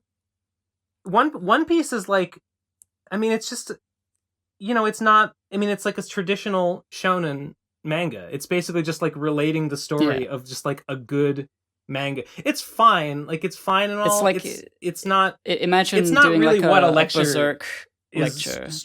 You just read Berserk. You don't need to. Yeah, just read Berserk. Like the Endless War RFCK lecture that you and Munchie did. I can't remember how like effective it was because it was very like rambunctious. But like that is a perfect topic because it's so much stuff that happens in that is hard to like.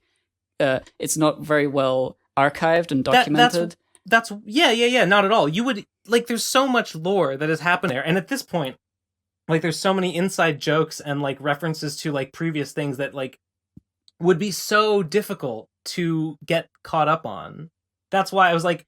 I think Endless War lore is like a perfect. That's something that is like is extremely like complicated and difficult to get to grips with on your own without someone explaining it to you.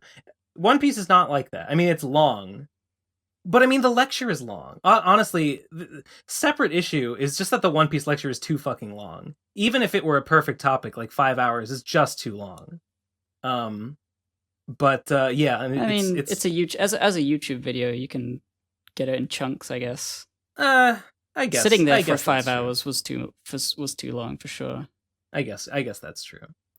Anyway, my Vriska lecture was like it's on the cusp because Homestuck is very complicated, but I don't think I got enough into the complicated stuff to make it interesting, and a lot of that you can just get from reading Homestuck. Yeah, I mean, at least, I mean, it's easy if you just want to understand Vriska, then yeah, but it's not that hard. I guess it makes like I just read the comic and I understand Vriska, and so I'm just I think retelling parts. Yeah, so it's like I think it's kind of the same as Tails Gets Trolled. It's like if you didn't want to read it, then sure you might get something out of the lecture about it. It is probably better to just read it. But I can imagine someone who's like, I don't want to read a Homestuck. It's like 5,000 pages long. It's like 1 million pages. It's that one's like medium topic choice. But next voicemail is called Friggin' Cooties. Friggin' Cooties. Okay. 3, 2, 1, go. Hey Procrastinators, it's Friggin'. So I realized recently that out of the 30 of us at the RadCon meetup, no less than 5 have come out as trans girls. Most recently myself. No, I'm not saying that you're responsible. Same for us. That's 1 in 6. There's certainly some correlation. So, like, what the fuck? Any theories as to what's going on? And most importantly, who's next? I got I got 2 words for you. The Jews. No, I'm sorry. Terrible. What was the? I don't even understand. That's a complete non sequitur.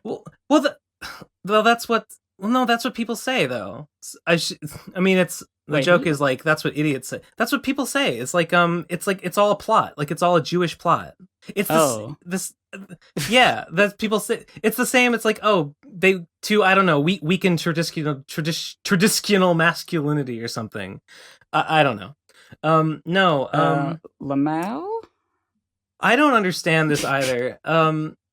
What's Minerva? About double cast trans girls. I think it's sort of like it's a culture. Yeah, the Jews have created a cultural movement in which every man now must be a woman or else be canceled by the woke mob for the crime of being a white man. So everyone is becoming a woman to avoid that, and this is going to destroy the white race. Clipped. Yes. No, I think it's just because people who are trans tend to follow similar circles. Like they resonate with similar topics and groups. I think the PCP. It's like it's sort of relate. I mean, it's for one. Comes mostly initially from Brony culture, from us being Brony YouTubers. You know and what? A lot of people in that culture are trans anyway. So it's like I was gonna say I don't understand it, and I don't get like why so many of like the PCP and the PCP audience are trans. But now that you say it, no. If I had to condense it down to one word, bronies. Bronies is probably the reason why. It's like Bronies was going around before being trans was known as a thing. Like I think if it went the other way around, Brony the pony show would come up, and then trans people would be into it. Maybe I don't know. But I wonder if there, because a lot of our audience came from the Brony days, but not all of it. I wonder if a lot of the people who are trans were also Bronies. I wonder if I wonder if it's like the people who were Bronies are also those people, and like not so much. Well, that's why I'm saying it's like it's or I guess it would have been those people and yeah. People right, like we made the PCP. We're still the same people that we were in the horse cast. We had our audience. We made the PCP. We made that kind of content. Trixie was doing anime stuff, so we got a lot of anime fans in there.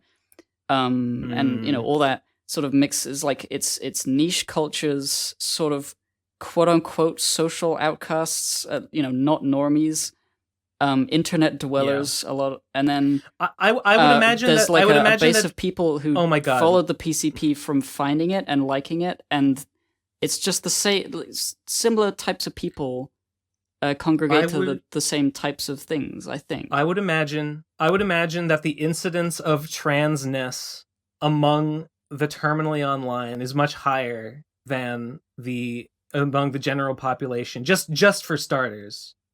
I mean, I think definitely a lot of it is just knowledge, like exposure to the ideas, because people would not have thought about it if they hadn't heard other people. Like, I mean, I think it's two reasons. I mean, one, I would say that like people who are less normie inclined to begin with, right? Just less what's the word I'm looking for? People that are less like normal. I don't know, just less like social outcasts. Yeah. People that are social outcasts are more likely to be terminally online, and probably a lot of trans people are just like that for just various reasons. A lot of trans people, like, I mean, I can speak for myself. And then in Bronies in particular. Never felt right in, like, never felt comfortable in my own skin, especially in teenage years with puberty and all that.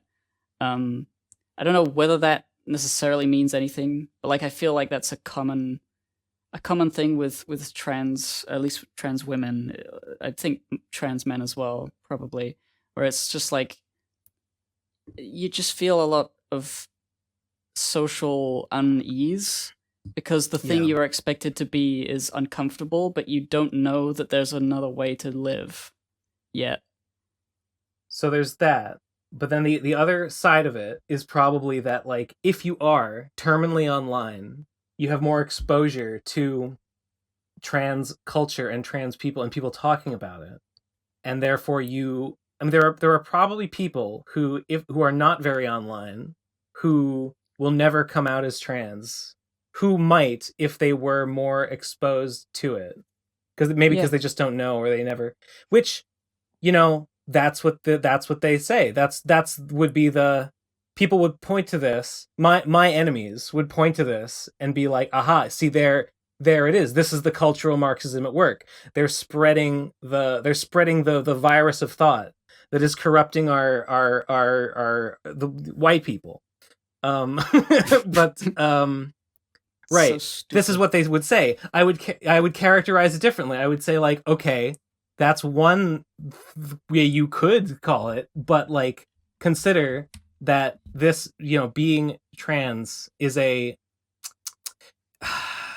I don't know. You could choose to look at it like, this, before they found out about it on the internet, this person was not trans, and now they are. They have been changed.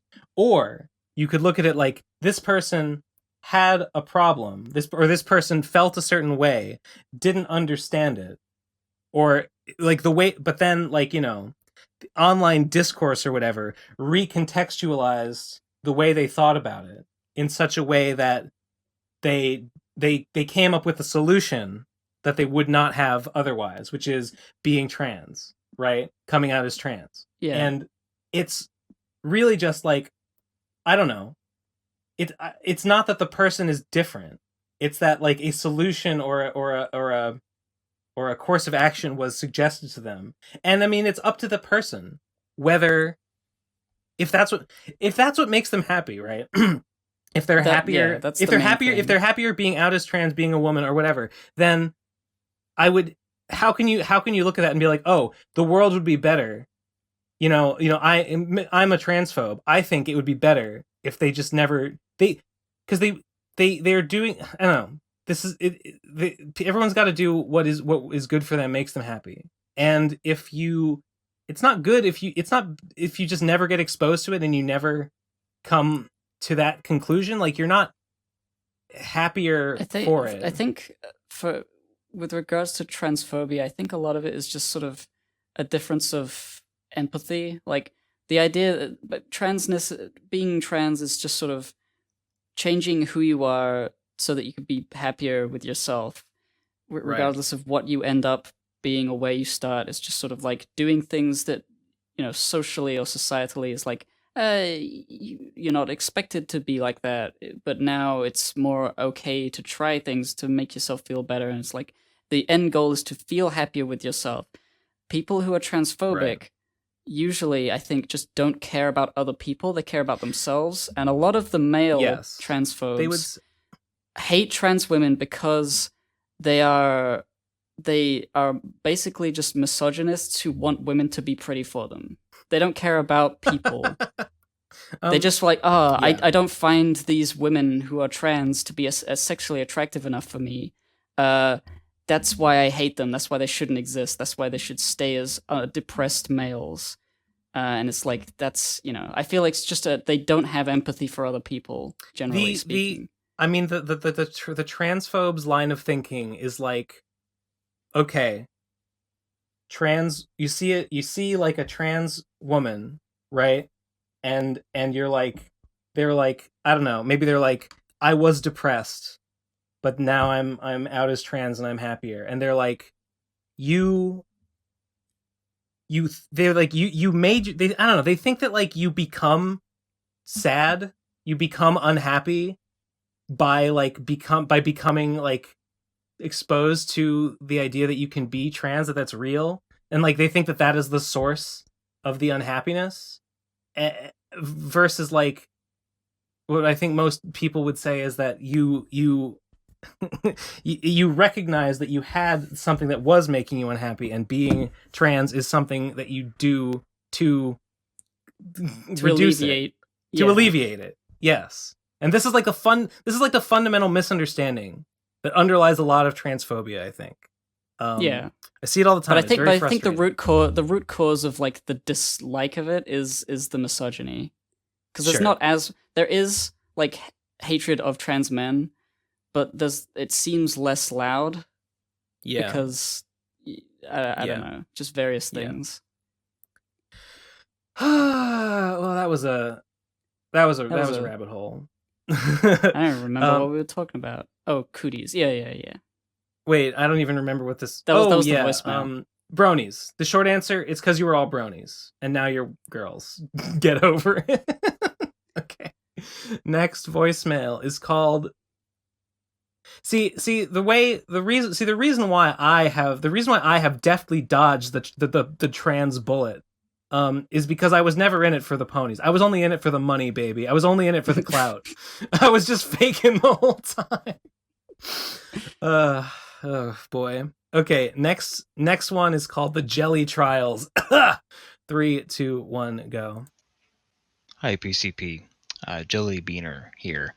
I wanted to make a clarification on the quote-unquote bin cord raid, as it's been referred to. I was not making multiple alts and repeatedly going into the server. And also, the speedruns, the first one was Eleazar, the editor of the PCP, and the second one was Dune. Full disavow, they're awful people. Stay away from them. Agreed. I don't know who made what account. God, was there a whole thing? There was a whole thing. You were in the bathroom. I had to shut my Discord, not shut it down. I had to lock it down and delete all the invites because people I don't know who did what. I don't know which individual said what or spammed what or made accounts named what or whatever.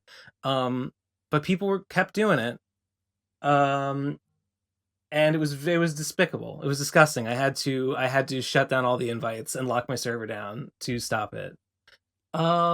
Cringe. Maybe you had. It's a funny concept. And if you had the best of intentions, when you made the speedrun joke, I get it. I'm not mad about that. I am a little upset about the lengths to which it was taken, but I understand. Everyone is only responsible for their own actions, and I don't know who did what, so I can't really assign blame to anyone in particular. I did blow up at Jellybeaner in the Discord about this because I thought it was like entirely his thing. I'm sure it wasn't entirely him doing it though, in hindsight. So, whoops. But yeah, game's over. Discord's locked down. Get fucked, everybody. Next voicemail is called. It's an arrow. It's a left arrow. Okay, 3, 2, 1, go. The left. Yes. That's the left. Agreed. Next voicemail is called Mozilla Fennekin plural. 3, 2, 1, go. Hey PCP, sorry about the mess I'm a little tangled up right now, but who cares about that? Everyone knows that the voicemails are the main content of the podcast, so why not try doing a live episode with live callers? Would be an interesting change of the format, you know? Anyway, gotta go. I have a meeting of the minds to attend to. So as I was saying, I can't understand what you're saying. I got it. I mean we could, we did live PCPs at RadCons before, so it's not like we've never done one. I think it's just the call-in feature. We would need to have a Discord server for it. Oh wait, we didn't do that in RadCon 4. We had people listening. We had super chats. We had super chats. Yeah, which are kind of the same. Maybe, I don't know. Yeah, we'd have to set up like a Discord server. We couldn't do it through SpeakPipe. We did all guests. I think that was something, wasn't it? Like a ton of people. It's not. Yeah, I mean, it's not exactly like live call-ins, but it's something. I guess the thing would be is that the show would have to be live, and then we would do like call-ins, because then people would have had to listen to what we were talking about to have a relevant thing to say about it. Mozilla Fennekin just wants to turn the PCP into Void Gazers because they do live call-ins. I don't. I have I haven't found them very interesting. Live call-ins, the call just goes on and on and on. I like that they're pre-called so that they're like the person just says what they need to say and then they're done. I don't need to have a whole back and forth with every fucking one of you freaks. But okay, yeah, I don't know. It sounds like a lot of work. Next one is called Based Joker 5. Oh boy! Oh my god, I can't fucking wait. 3, 2, 1, go. You know, Batman, you say that you're a master in jujitsu, but I have to wonder, are you a master in pushitsu? That, I don't know, Joker. I don't know about that one. I'm not laughing. That one's a little. No, that one didn't hit. That one didn't hit quite. He's lost his luster. Oh no, it's his first ever flop. Base Joker's impeccable win streak has been sullied. I think it was a little too strange because Batman doesn't do jujitsu. It is not a thing he does. There's no like, it's funny because it's true. Like, there's no aspect of that. It's just like what rhymes with shit and poo, and the Joker says it. I bet in at least one story somewhere reference is made to Batman knowing jujitsu because he is like a martial artist, you know. Okay, he grapples, but that would be more what's the word? Hidden knowledge. What's the word for that? Hidden power. Obscure. Didn't he? Well, I mean, I guess in Dark Knight, I don't know if they talk about jujitsu specifically. All I know about Batman is that he punches guys and he's Batman, and that's all I know. Those are two important facts about Batman. Okay. The next one is called B Autism Opinion. 3, 2, 1, go. Hi, I'm very, very sorry. I'm the DS guy. I'm very sorry that I said I didn't care about B, but now I kind of care because I just got to the autism debate, and here's my 2 cents. Okay. I feel like B has kind of like taken the meme too far. How do I even explain? I feel like she's like she's been in like autism meme culture for so long that it kind of like became reality. I'm pretty sure she's undiagnosed. If she is diagnosed, then like I'm just stupid. I'm just like an idiot. I'm pretty sure she's undiagnosed. It just feels like she's like exhibiting the things that like she knows. I don't know. Maybe this is really insulting. No, if it is, then I agree. Apology. I agree with sorry. this. Sorry. Oh, this is. No, nice. I don't know. I can't read minds. I can't see into B's thoughts or anything. I mean, are they saying like potentially the she's playing up autism? Because I feel like there's no that's difference. The feeling really. I get is that she believes in it.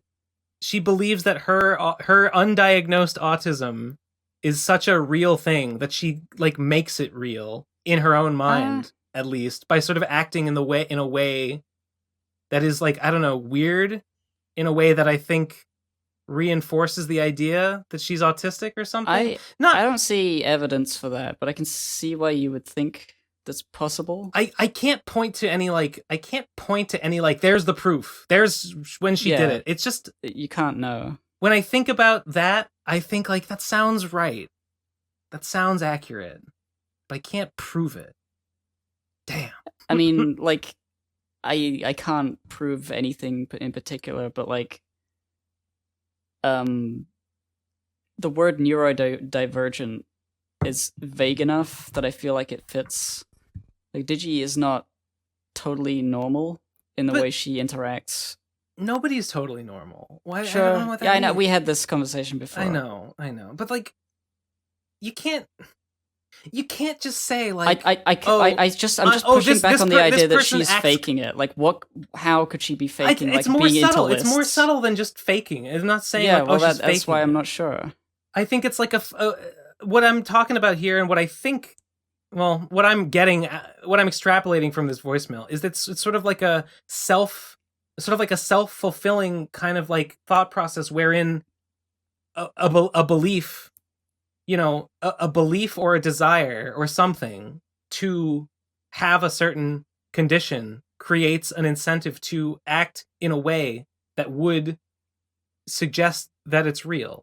And it's sort of like a auto-hypnosis kind of thing or something. I don't know. I don't know. You can't just be like, oh, this person acts weird. This person is different. They're hence neurodivergent.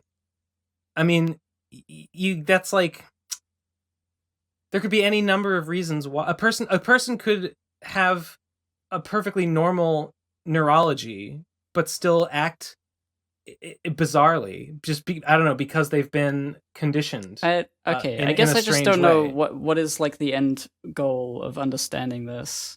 Like, if it turns out that this is true, what would Trixie need to do, or is there anything you would have her do differently? Well, like, I would try just to act more normal. Like, I don't know. No, I would just refrain. I would just refrain from giving diagnoses that you have no expertise or basis for giving. That's it. Yeah. I mean, I can agree with the diagnosis thing. Yeah. Okay. Thank you for the voicemail. Next one is called Fenna. 3, 2, 1, go. Also, thank you for ragging on Fenna. I fucking hate Fenna. I fucking hate Fenna more than I hate most things in the world. I fucking hate Fenna. I fucking hate Fenna. I hate Fenna. I hate him. Can you elaborate? I hate his elaborate? cartoons. I hate him. I hate the guy. So thank you. I mean, yeah. I mean, thank Dan Olson, I guess, for like. I mean, I guess I had watched the Jar. I think I hope I'm not repeating myself. I had watched the Jar podcast about the Doug Walker wall thing, so I had seen the cartoons before. They don't really talk as much about. They don't criticize the animation as much as like Doug does, or as Dan did. But yeah, no, it was when Discount Gumshoe was like, "There's more to this whole."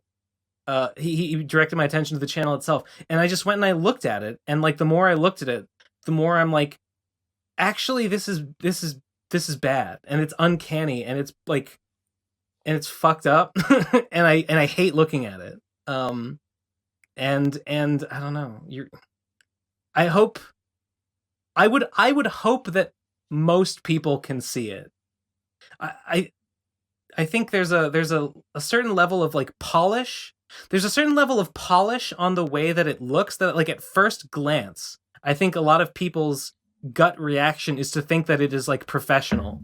It has a certain veneer of professionalness to the way it looks, but like the more you look at it, the more you start to be like, something's off. Something is weird, and I can't quite put my finger on it. Something's bugging me about the way this stuff looks. And then of course, like the dialogue is awful, of course. That's anyone should be able to see that, unless you're like an unironic Doug Walker fan in the year of our Lord 2021. Anyway, Fenna's really funny. Fenna's really very good.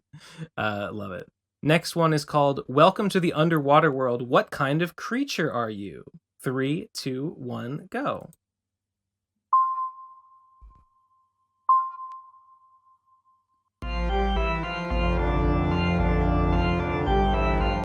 Moving through the ocean is no effort to me. We can be sea creatures adrift and free. Enjoy the ocean breeze and water endlessly. This is If something you from could before. be any life form under the sea, what kind of creature would you choose to be?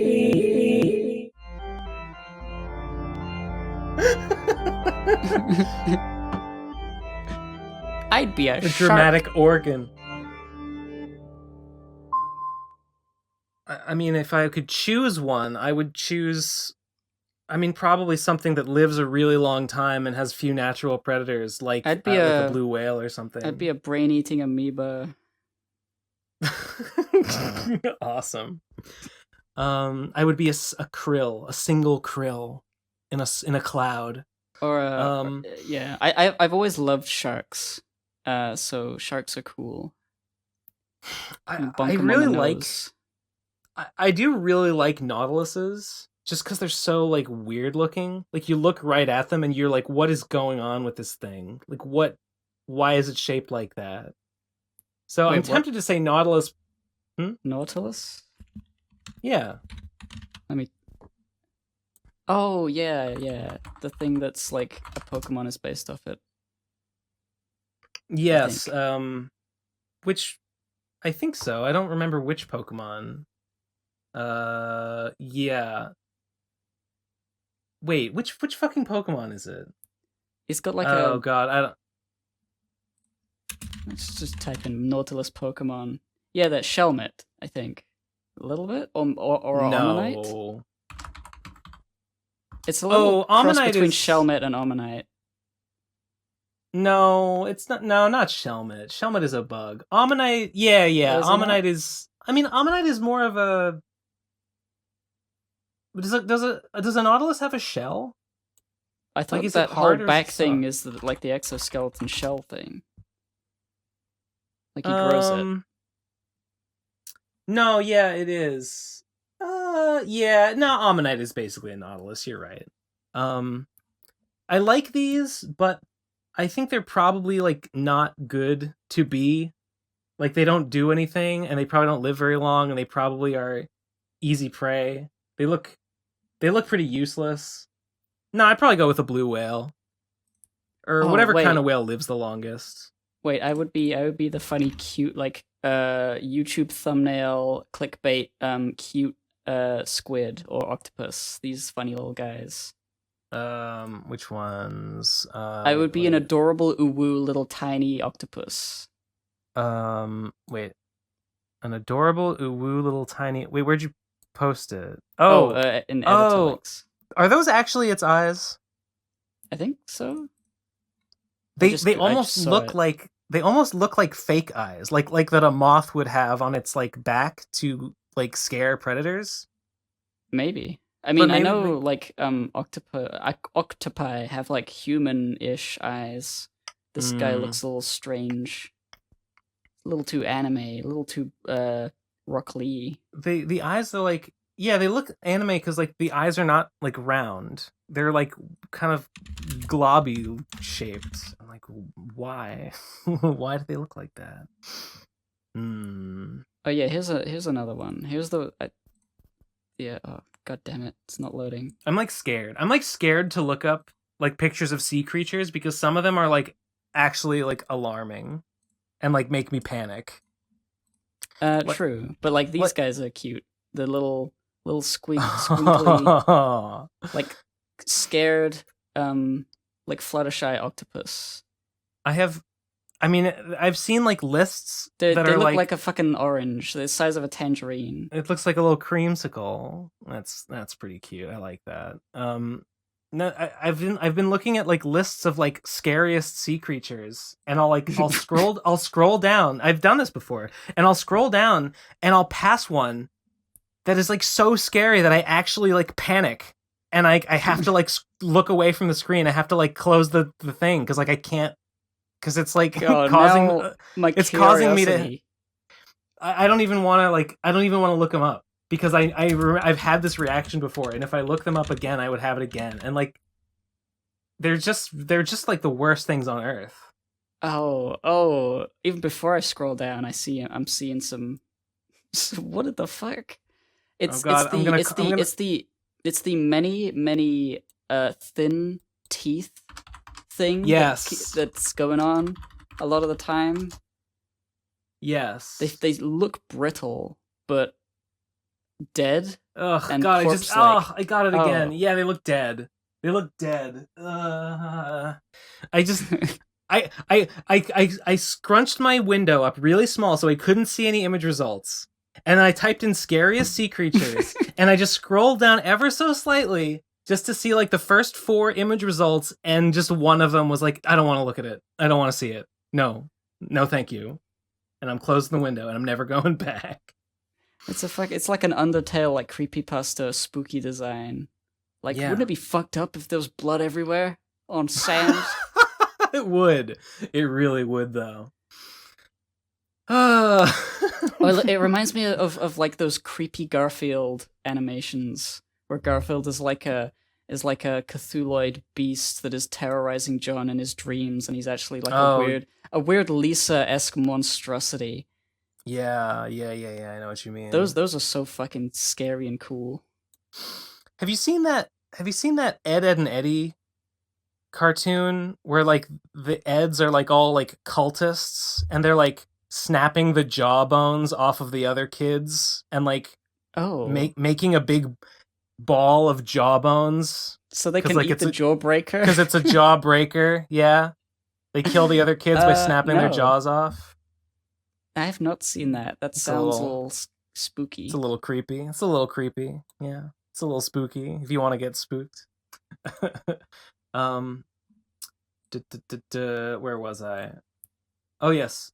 The next, blue whale for me. Next one is alt-right propaganda. This is exciting. 3, 2, 1, go. Howdy. About the shoplifting thing, I understand, if you shoplift from Walmart, right? Nobody gets hurt. It's a victimless crime. However, everyone loses I don't their know minds. if this is just a Southern thing, but people who work retail are held responsible for the shoplifting. So That's even not in true. Walmart, especially in, say, gas stations, I worked at a Walmart for a while, and there was a shoplifting epidemic on the level of Ben Saint walking in to a Walmart. And I got fired because I did not see people shoplifting, but they figured it out. Victimless crime? More like victimless dime. Hey. What? I don't get it. Okay.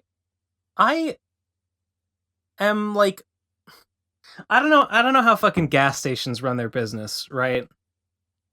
But like, I am pretty sure that should be and should be like a labor violation. I mean, maybe people do it, but I don't think you're legally allowed to like fire your employees because like a shoplifter stole something. I can believe that it's not legally allowed, but I can also believe that they could come up with some other reason to get rid of them if they felt like they were slacking during their shift and stuff got stolen.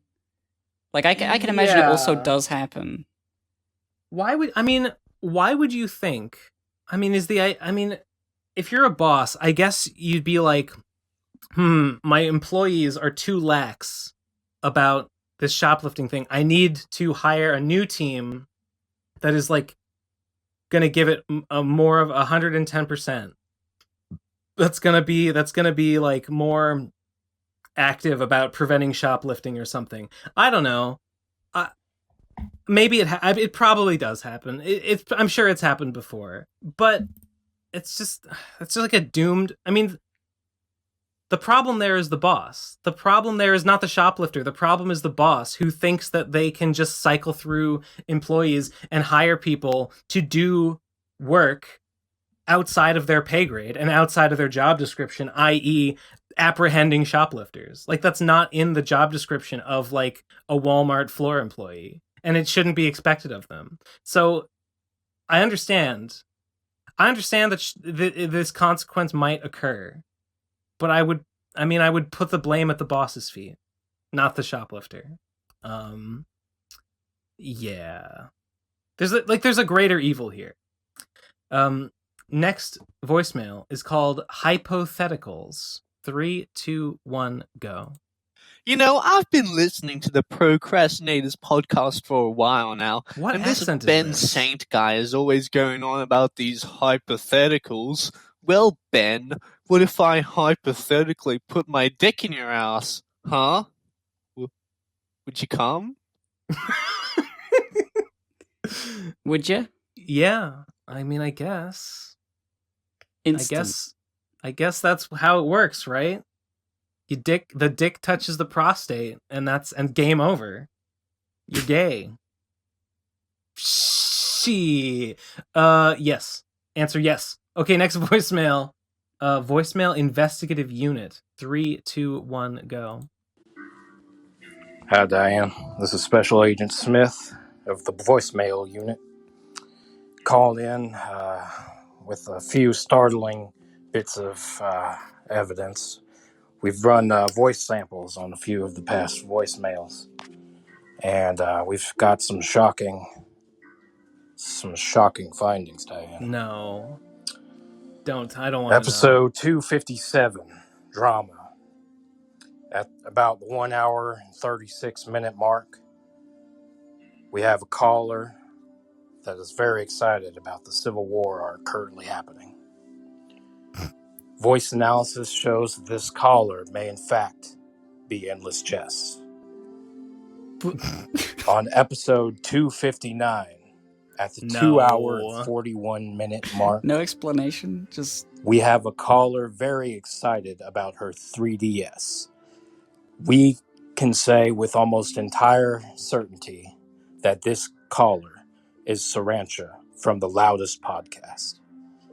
We will continue to collect evidence and work our way into making arrests. Goodbye, Diane. I miss you dearly.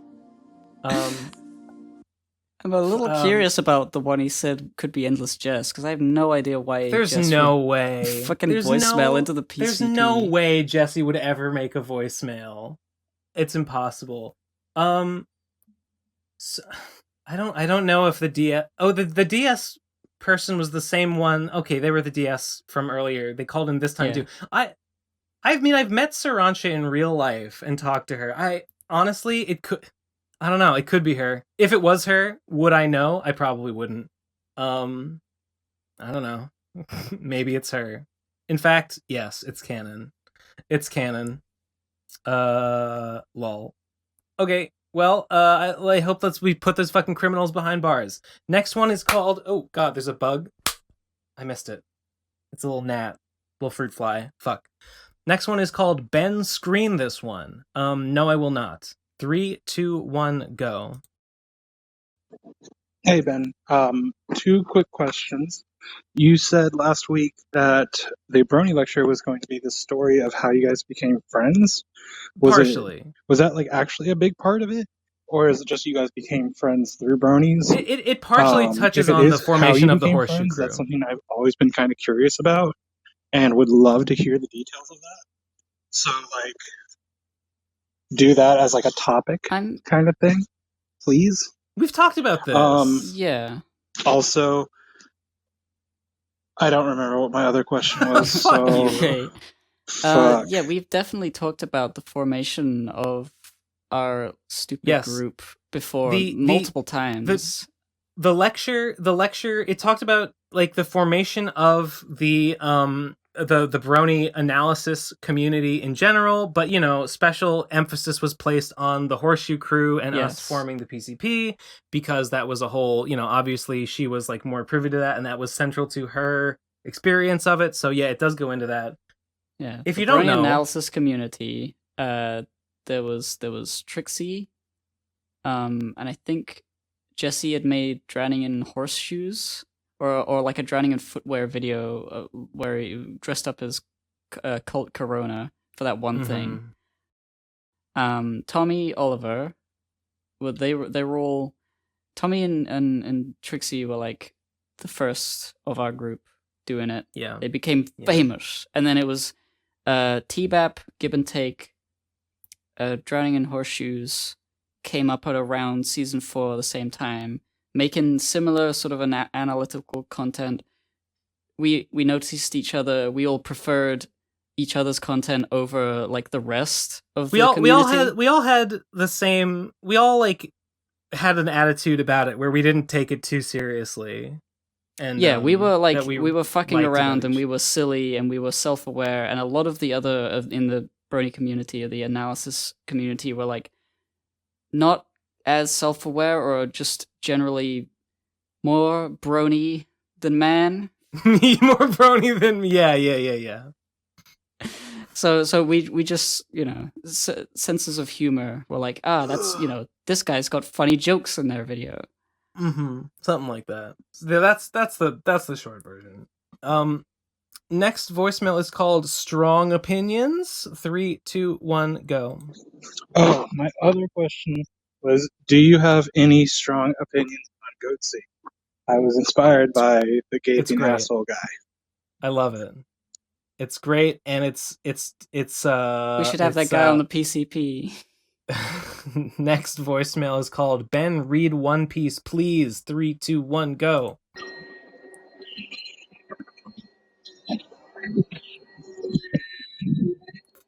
The fuck is this? Great. Well, now I'll never read One Piece, just to spite you. Okay, awesome. Next one is called To Those Owed Blu-rays. 3, 2, 1, go. So this was a message that one guy had told Ben not to tell Trixie that he's mad at her about not getting his Blu-rays. I just gotta say, dude, you fucking should be mad, and you should let it be known that you're mad. You put down a shit ton of money to make these Blu-rays happen. I agree. And now she's going around calling you entitled for wanting the fucking thing. It's a completely legitimate thing to be upset about. She shouldn't just get away with it. You shouldn't let her off the hook because she's quote unquote going through a lot. Trixie is a woman who is almost fucking 30. She should be able to fucking handle it. Fucking don't simp for her. Demand your fucking Blu-rays or demand your money back. I love you. Voice Grail. I will say true to that. I don't know about Voice Grail. I don't know if that guy who messaged me said that like it was because Trixie's going through a lot, but like yeah, I have seen some people share the sentiment of like, oh, don't criticize Trixie. She's going through a lot. She's transitioning. And like, yeah, true. On the one hand, true. But on the other hand, that kind of stuff is like, that's your fucking responsibility. Like, you're responsible for your own shit. Like, if you made a promise or an agreement beforehand, the fact that like, oh, you've discovered that you're trans and you're going through that doesn't like alleviate any of that at all. Yeah, like it's not trans related. It's not a trans related thing. If it's like, oh, I promised I would make a video saying I am a man and now I'm trans and I don't want to release that, then you're just like, you know what? Don't worry about it. That's a strange promise to have, but like being trans doesn't mean your promises other than like other things don't need to be honored, you know? They don't it's not like being a woman doesn't absolve you of doing work. Yes. Okay. Yeah. All right. I think that's pretty clear. Okay. Next one is called I Forgot the Thing. 3, 2, 1, go. Oh, and I forgot to add PCP forever, Tom will never die, call me back. PCP forever, Tom will never die. Yeah, Tom will outlast us all. It's canon. Next one is called Bleach Fan 17. 3, 2, 1, go.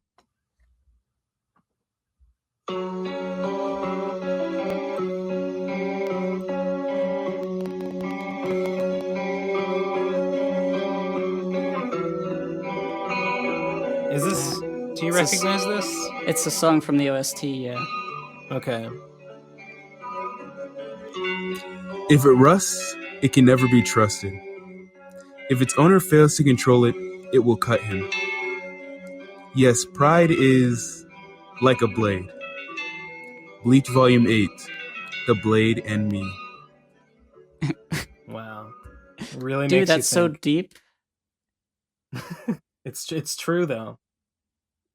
Just like if it rusts.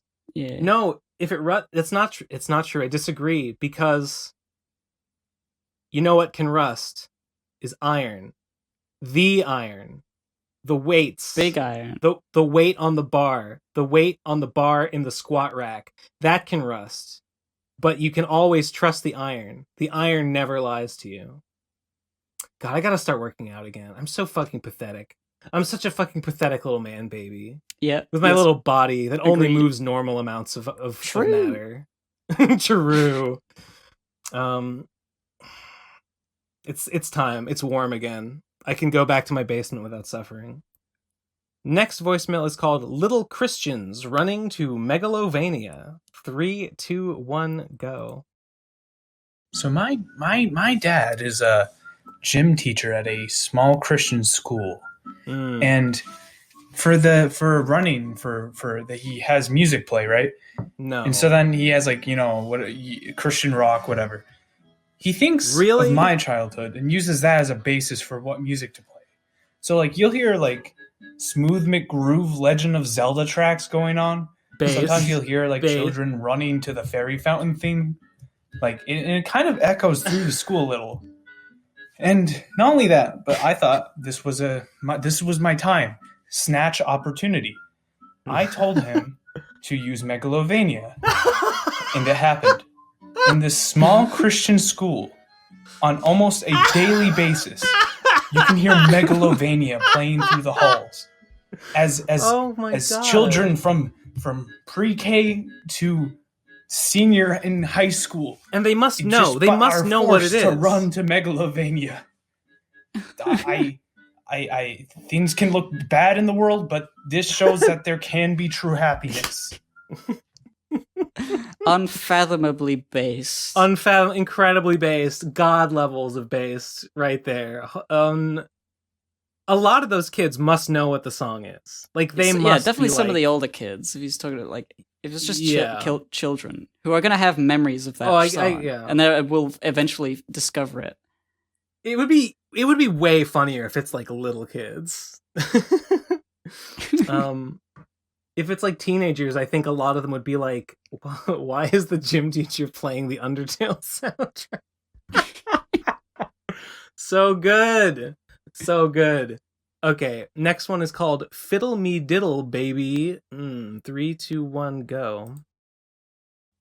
Konnichiwa. Nah. This is Samurai-sama. The mighty alliance. Kawasaki Samurai. Kyoto Ninja. And Mr. T. Prepare first attack. It's a triple threat. On Benno Sento-san. Traitor of Nippon. We plan battle. Proto. Write down on the scroll. Then Benno Sento-san steal battle scroll. Fuck It's you. true. Return of Samurai Ninja T battle scroll. Okay. Until next time. Sayonara. Were they going to battle each other? Or were they all going... I think they're saying that you stole Mr. T's battle scroll. They wrote a battle plan on a scroll. And so, okay, but I stole the scroll before they were all in alliance against me, because they have allied against me because I stole the scroll. So when they wrote the battle plan, they were enemies. So they must have been...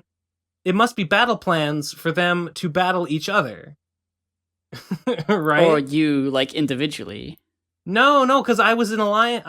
They trusted me back then. This is only when it was stolen. Only once it was stolen did everything change. So they desperately want me to return the scroll. They've allied with each other so that I'll return the scroll so they can fight each other again. No, I can't. I have to keep it to protect. I have to protect them from themselves. Oh, I'm saving lives here. I see. The plan has backfired. I'm more resolute in my scroll hoarding than ever.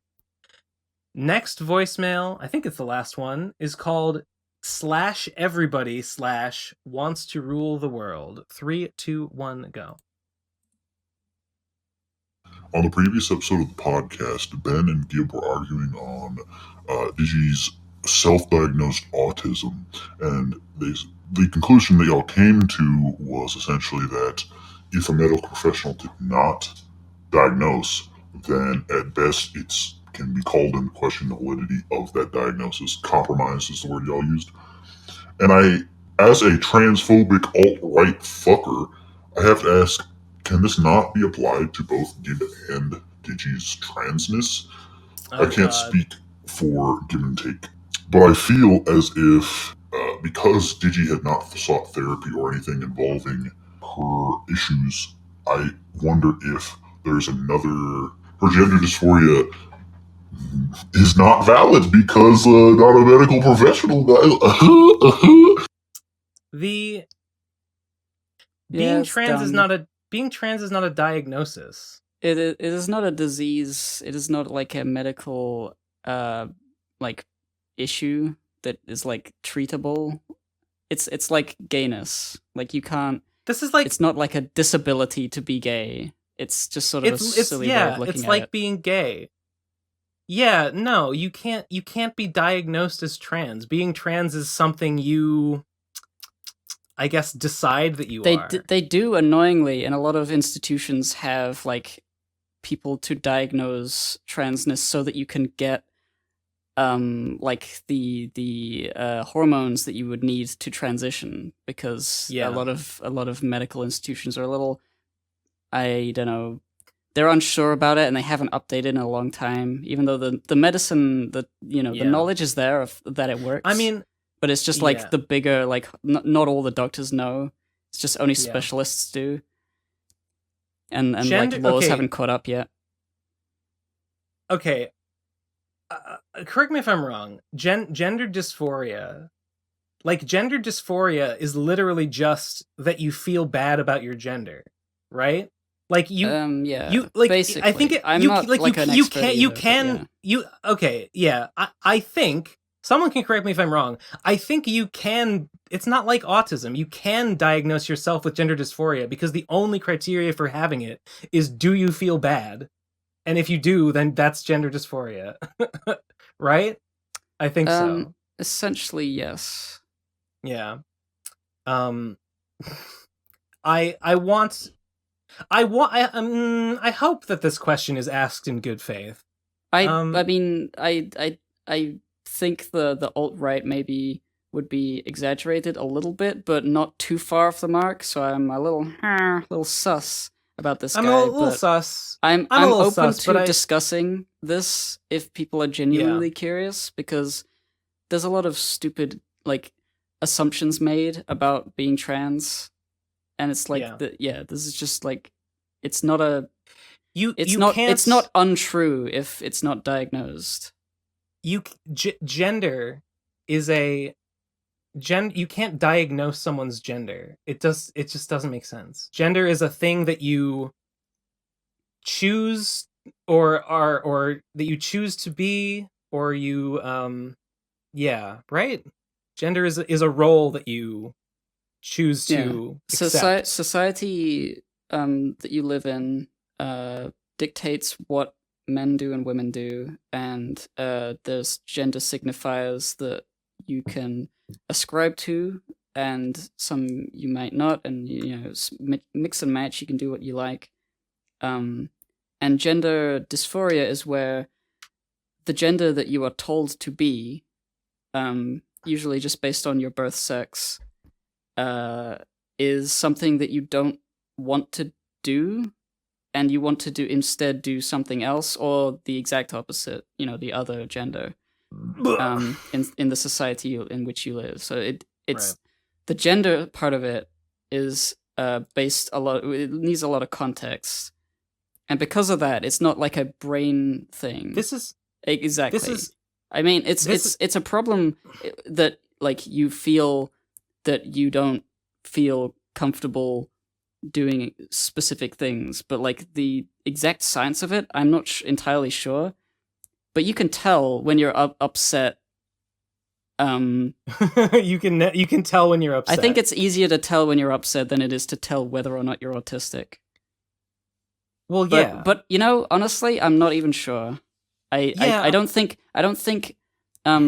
somebody experimenting with their gender is like an invalid thing to do, whether or not, like, if there's some medical diagnosis that is like, yes, you have gender dysmorphia or gender dysphoria or whatever. I don't think it's wrong for anyone who doesn't have that to try to do any gender stuff if they feel like it. There's like no reason for it to be considered wrong to not be diagnosed for that. I think you could just do whatever you like, regardless of whatever, as long as you feel good. Again, I'll give this guy the benefit of the doubt that he asked this question in good faith, but this is the same kind of reasoning that like you can use to invalidate trans people's gender when you say like, oh, but you weren't diagnosed with dysphoria. You need so I'm just going to dead name you. You need a doctor's diagnosis to prove that you have dysphoria. You can't prove that you have dysphoria. It's literally just like, do you feel bad? And like, I don't know, to be like, oh no, you don't have real gender dysphoria. It's like, well, what are you saying? Anybody who goes around I'm saying I feel bad, and you're saying no, you don't. You can't prove it. You can't prove that you feel bad. It's like, well, you're right. I can't. Anyone going around like deliberately dead naming someone because they haven't got a medical note for them from their doctor saying I should treat you the way you want to be treated. I should not upset you. Like, that's stupid. It's sort of equivalent of saying, please don't annoy me. Could you stop being really mean to me? And somebody saying, well, I mean, the police haven't told me that I can't be annoying. There's not a law against it. It's just like, shut the fuck up. You're a piece of shit. The word for this is transmedicalism. Yes. And it is a kind of stealth. It is a kind of stealth transphobia that disguises itself as an interest it disguises itself as an interest in facts over feelings. But sorry to use a confusing word choice, but it misdiagnoses the issue by assuming that gender is a medical condition, which it is not. It is. It's far more. It's a social construct. Well, it's a social. It's a social condition. If there's not a medical one. Sure. Right.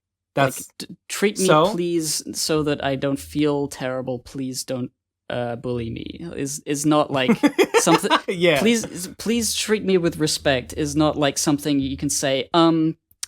Do you have a note from your parents saying I can't bully you? Doctor I don't think saying so. I should do that. Saying I shouldn't. They should respect you. Like, it's not. It's never an excuse for transphobia ever. Right. Okay. Well, I feel like we have blown the lid off of this one. We have blown this story wide open. What a scoop. And that's the last voicemail. We did it. Patreon.com/the-procrastinators for bonus episodes. We have got, Eleazar informed me that we have got another behind the scenes cut content clips bonus episode coming out soon. I don't think it's out yet, but I believe he says he's got enough material, so that will be dropping soon. $5 gets you that and all our previous bonus episodes, of which I don't even remember how many. And oh god, I forgot to make Minecraft membership a Patreon. I'm gonna do that. Do that tonight. Oh, I'll do it soon. But I want to work on my project. Oh, but I said I would do the Minecraft thing. Okay. Do the project. I'm your boss, and I'm saying do the not the project. Do the Minecraft thing. Oh, you said do the project. No. I you misspoke. said do the project. No, you're fired. Ben, you're fired. I'm gonna work on the project. Too many people have been stealing. Too many people shoplifted our bonus episodes. Yes, and you're fired now. They've been sharing them. On file sharing websites. They've been sharing them on Kazaa. Anyway, send us a voicemail at speakpipe.com/PCP voicemail, but not too many, because this episode's long. They're also long. Are our episodes too long now? I think. Do people want them shorter? No, I don't think people want them shorter. They can always just like stop when they get bored. Yeah, which is they can always just immediately unsubscribe. Just like Yig Studios. If you don't like our content, you should just unsubscribe, losers. If you don't like our content, you should go to patreon.com/theprocrastinators and pledge $5 for a monthly and pledge $5 episodes. so that you can complain to us there, because that's the only place we're gonna listen. Yes. Yeah. Okay. I think that's it for today. Yeah. See you next week, everybody. Love you. Mwah. Goodbye.